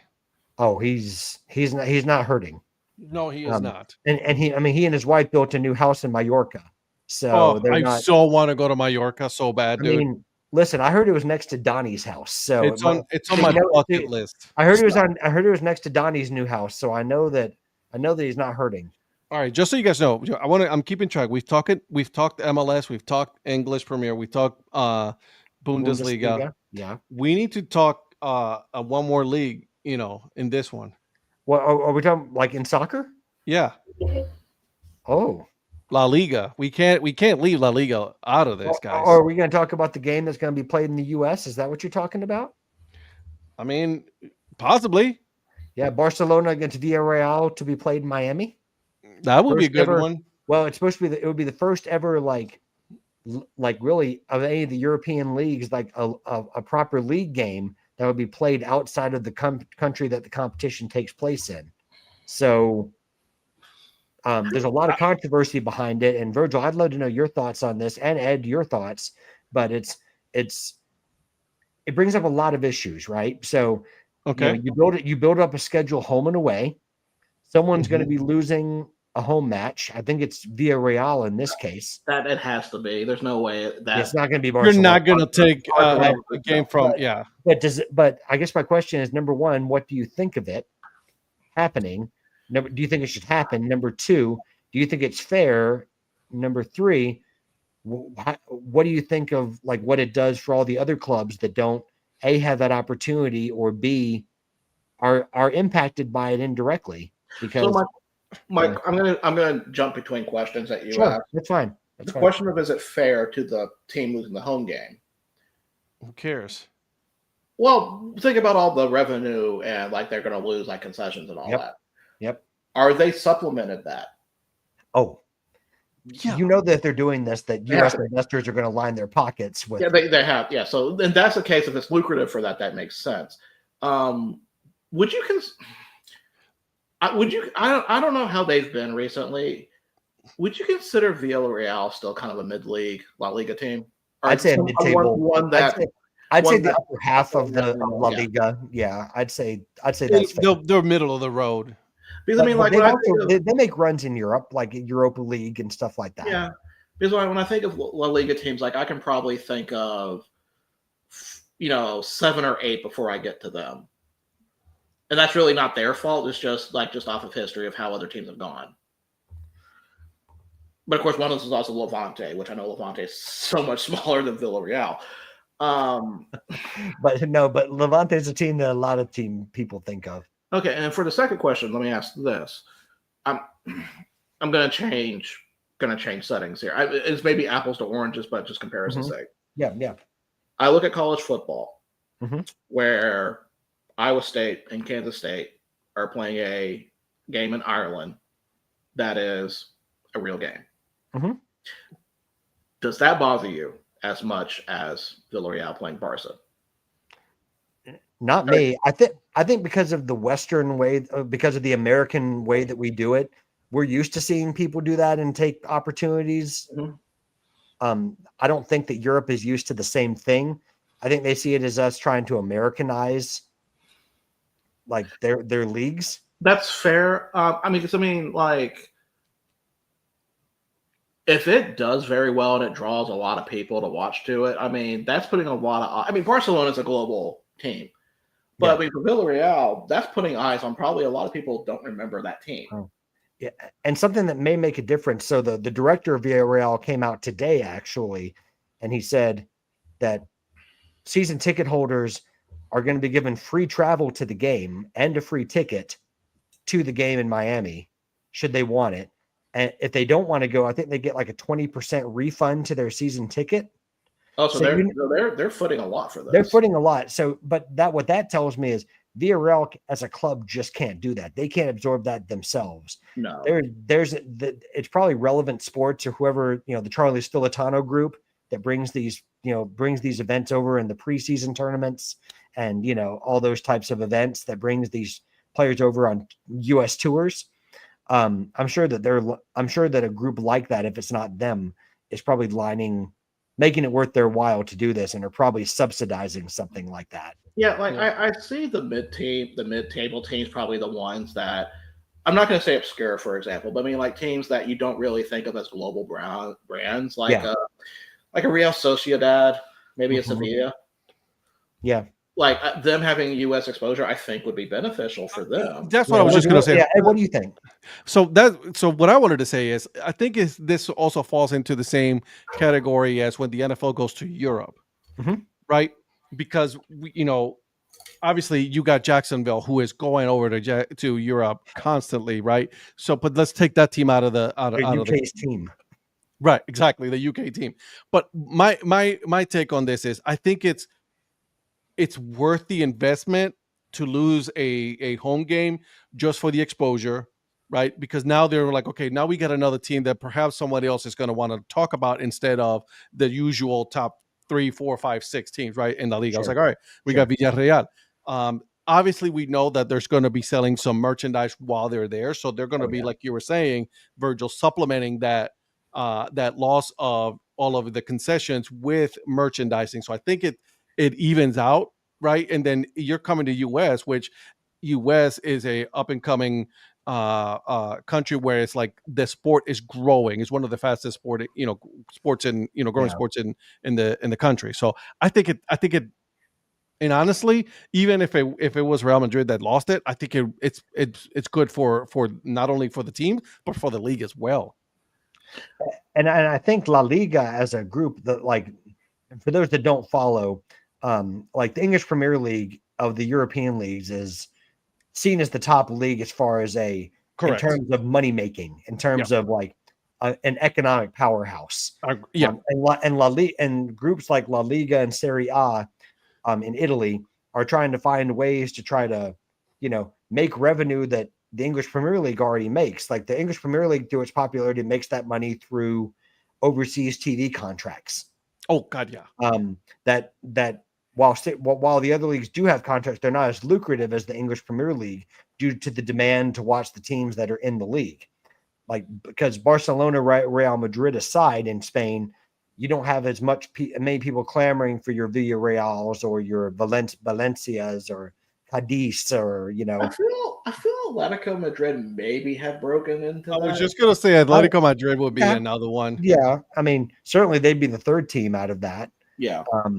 The most you'll get is if like an American player goes over to Spain to play.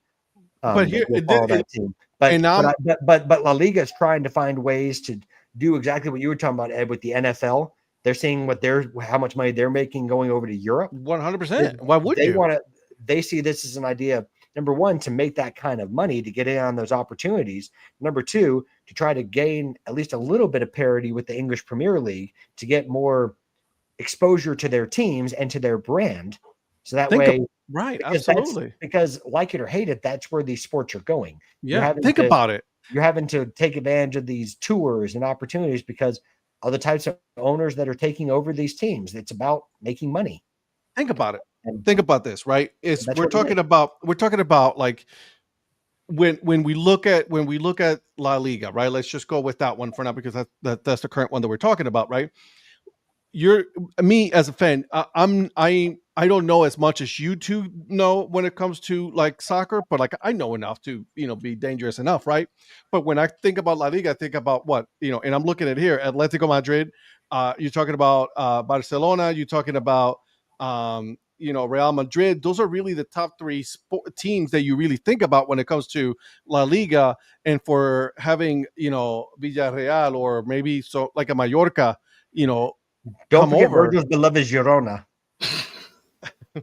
Right. So I think this is a good thing for them. I think this is great to grow their brand worldwide, not just those 3-4 teams, but the league overall overseas. Really, I can't with La Liga. I feel like it's always been all the attention's been Barca and Real with Atletico having here, but they have quality teams. I feel like do not go recognized as much. Valencia is another team that has come up before. Correct.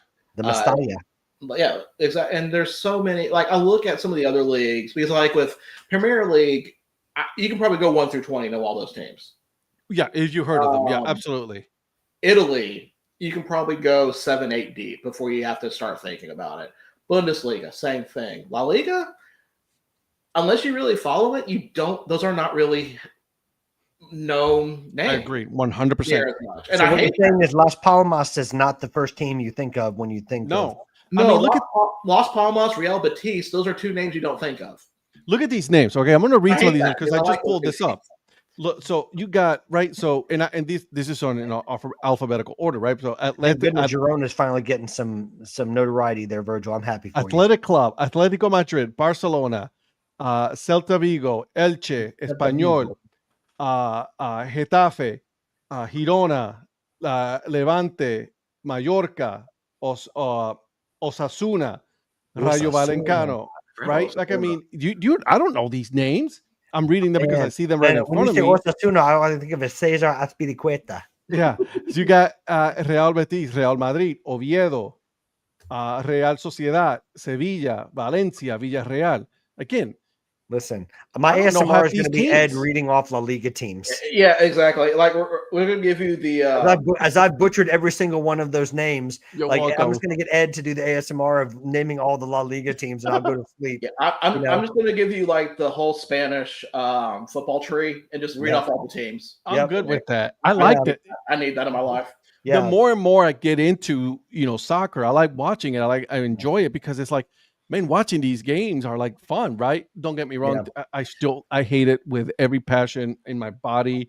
The faking of the injuries and you get a small hit. It annoys me to no end. Even Darla, when we're watching it together, she was like, "Pussies." Yeah. So, yeah.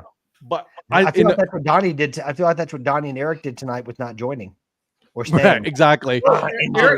Eric came on, so he's now absolved from. I 100%. I think. Don't give him an out. He gets the out. Patrick, how many times have you showed up an hour late? Be honest. Huh? He showed up, and he talked sports, and then he called That's you true. out He at the did same talk more time. in 5 minutes than he normally does in 3 hours. So true story. So we got to give him that. Yeah, we got to give him that. Come back on so I can tell you to your face, Eric. That's exactly what he's not even thinking about it right now. But do you guys follow? Like, I know you guys usually have a team that you guys follow in each other league. Do you guys have a team that you follow in La Liga? I don't. Usually for me, I end up when I first started like following other leagues, it was mostly like following where all the American players were. I got you. Okay. And La Liga seems to be kind of a dead zone for that. You don't see a lot of American players there. Yeah, I follow a team in Ligue 1 in France, but not.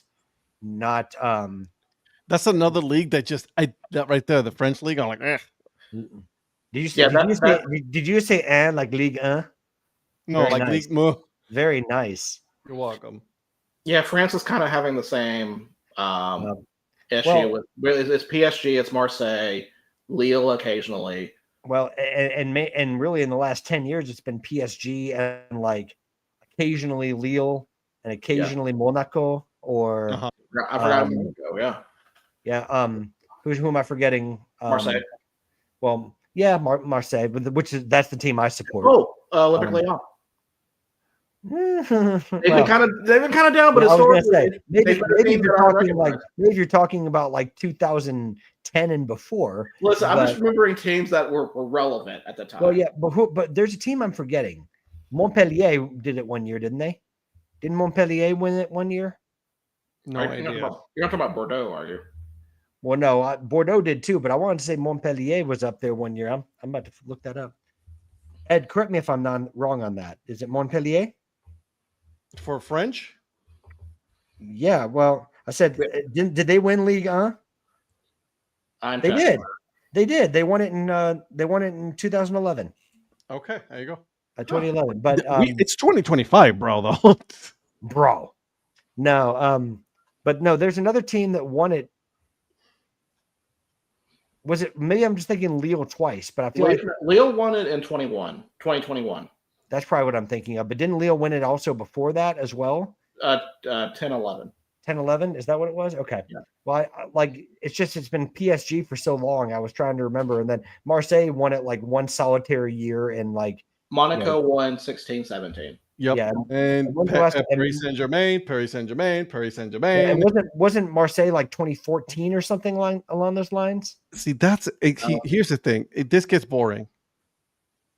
Since 2013, 2012, Paris Saint-Germain 1, 2, 3, 4, 5, 6, 7, 8, 9, 10, 12 times out of, and then only 2 teams, other teams have won their 2009, man. Which was funny because when I first started watching the French league, PSG hasn't won since 93. Right. And then this was back like in maybe 06, 07 when I started picking it up. And so watching them on this run now when they were pretty much maybe they continued a few years, but they were always at mid-table, like kind of the lower, not lower, but like maybe in contention, but like never actually get it team. It's a little surprising. Yeah. They get big time players by virtue of playing in Paris. Yeah. But they were never like the champions. Right. And before last season, Marseille had been the only French team to win the European Cup. Now PSG has obviously done that. Yeah. Since they're now the defending Champions League winners, but they are not the Club World Cup winners because Chelsea world champions. What am I? Who cares? I do for the next 4 years. The next 4 years. Great. Awesome. Champions of the world. Thank you so much. So much fun. Yeah. I'm sure everyone loved that we went off on a soccer tangent for 45 I know, right? Let's see, Ed, you said you wanted one other league to talk about, but we went above and beyond and gave you 2 leagues. You did. And thank you very much for that. I greatly appreciate that. And I got to go back to the German league for just 1 second. Virgil, what do you think of Paderborn?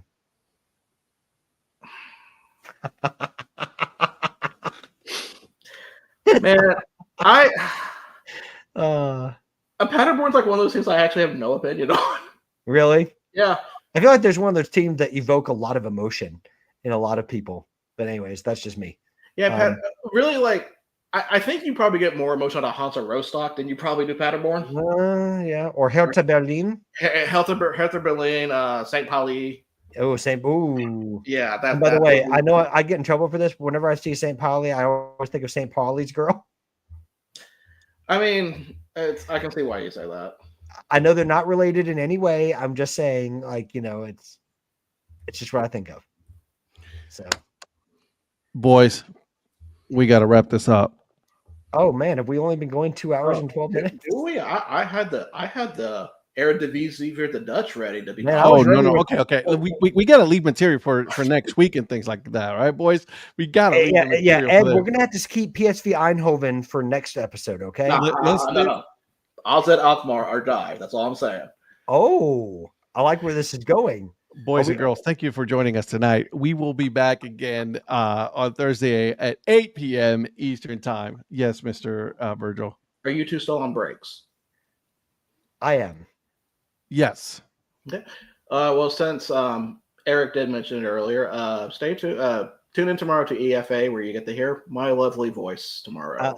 I'm on break until September, right? I took the month of August off. Mine's still an indefinite period, but I do want to make it clear to everybody though, the Hat History series is not done or dead or anything like that. I've gotten a couple messages. I promise you it is not gone.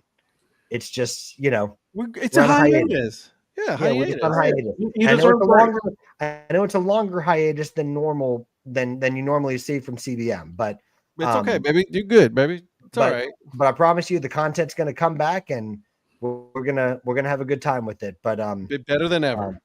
Yeah.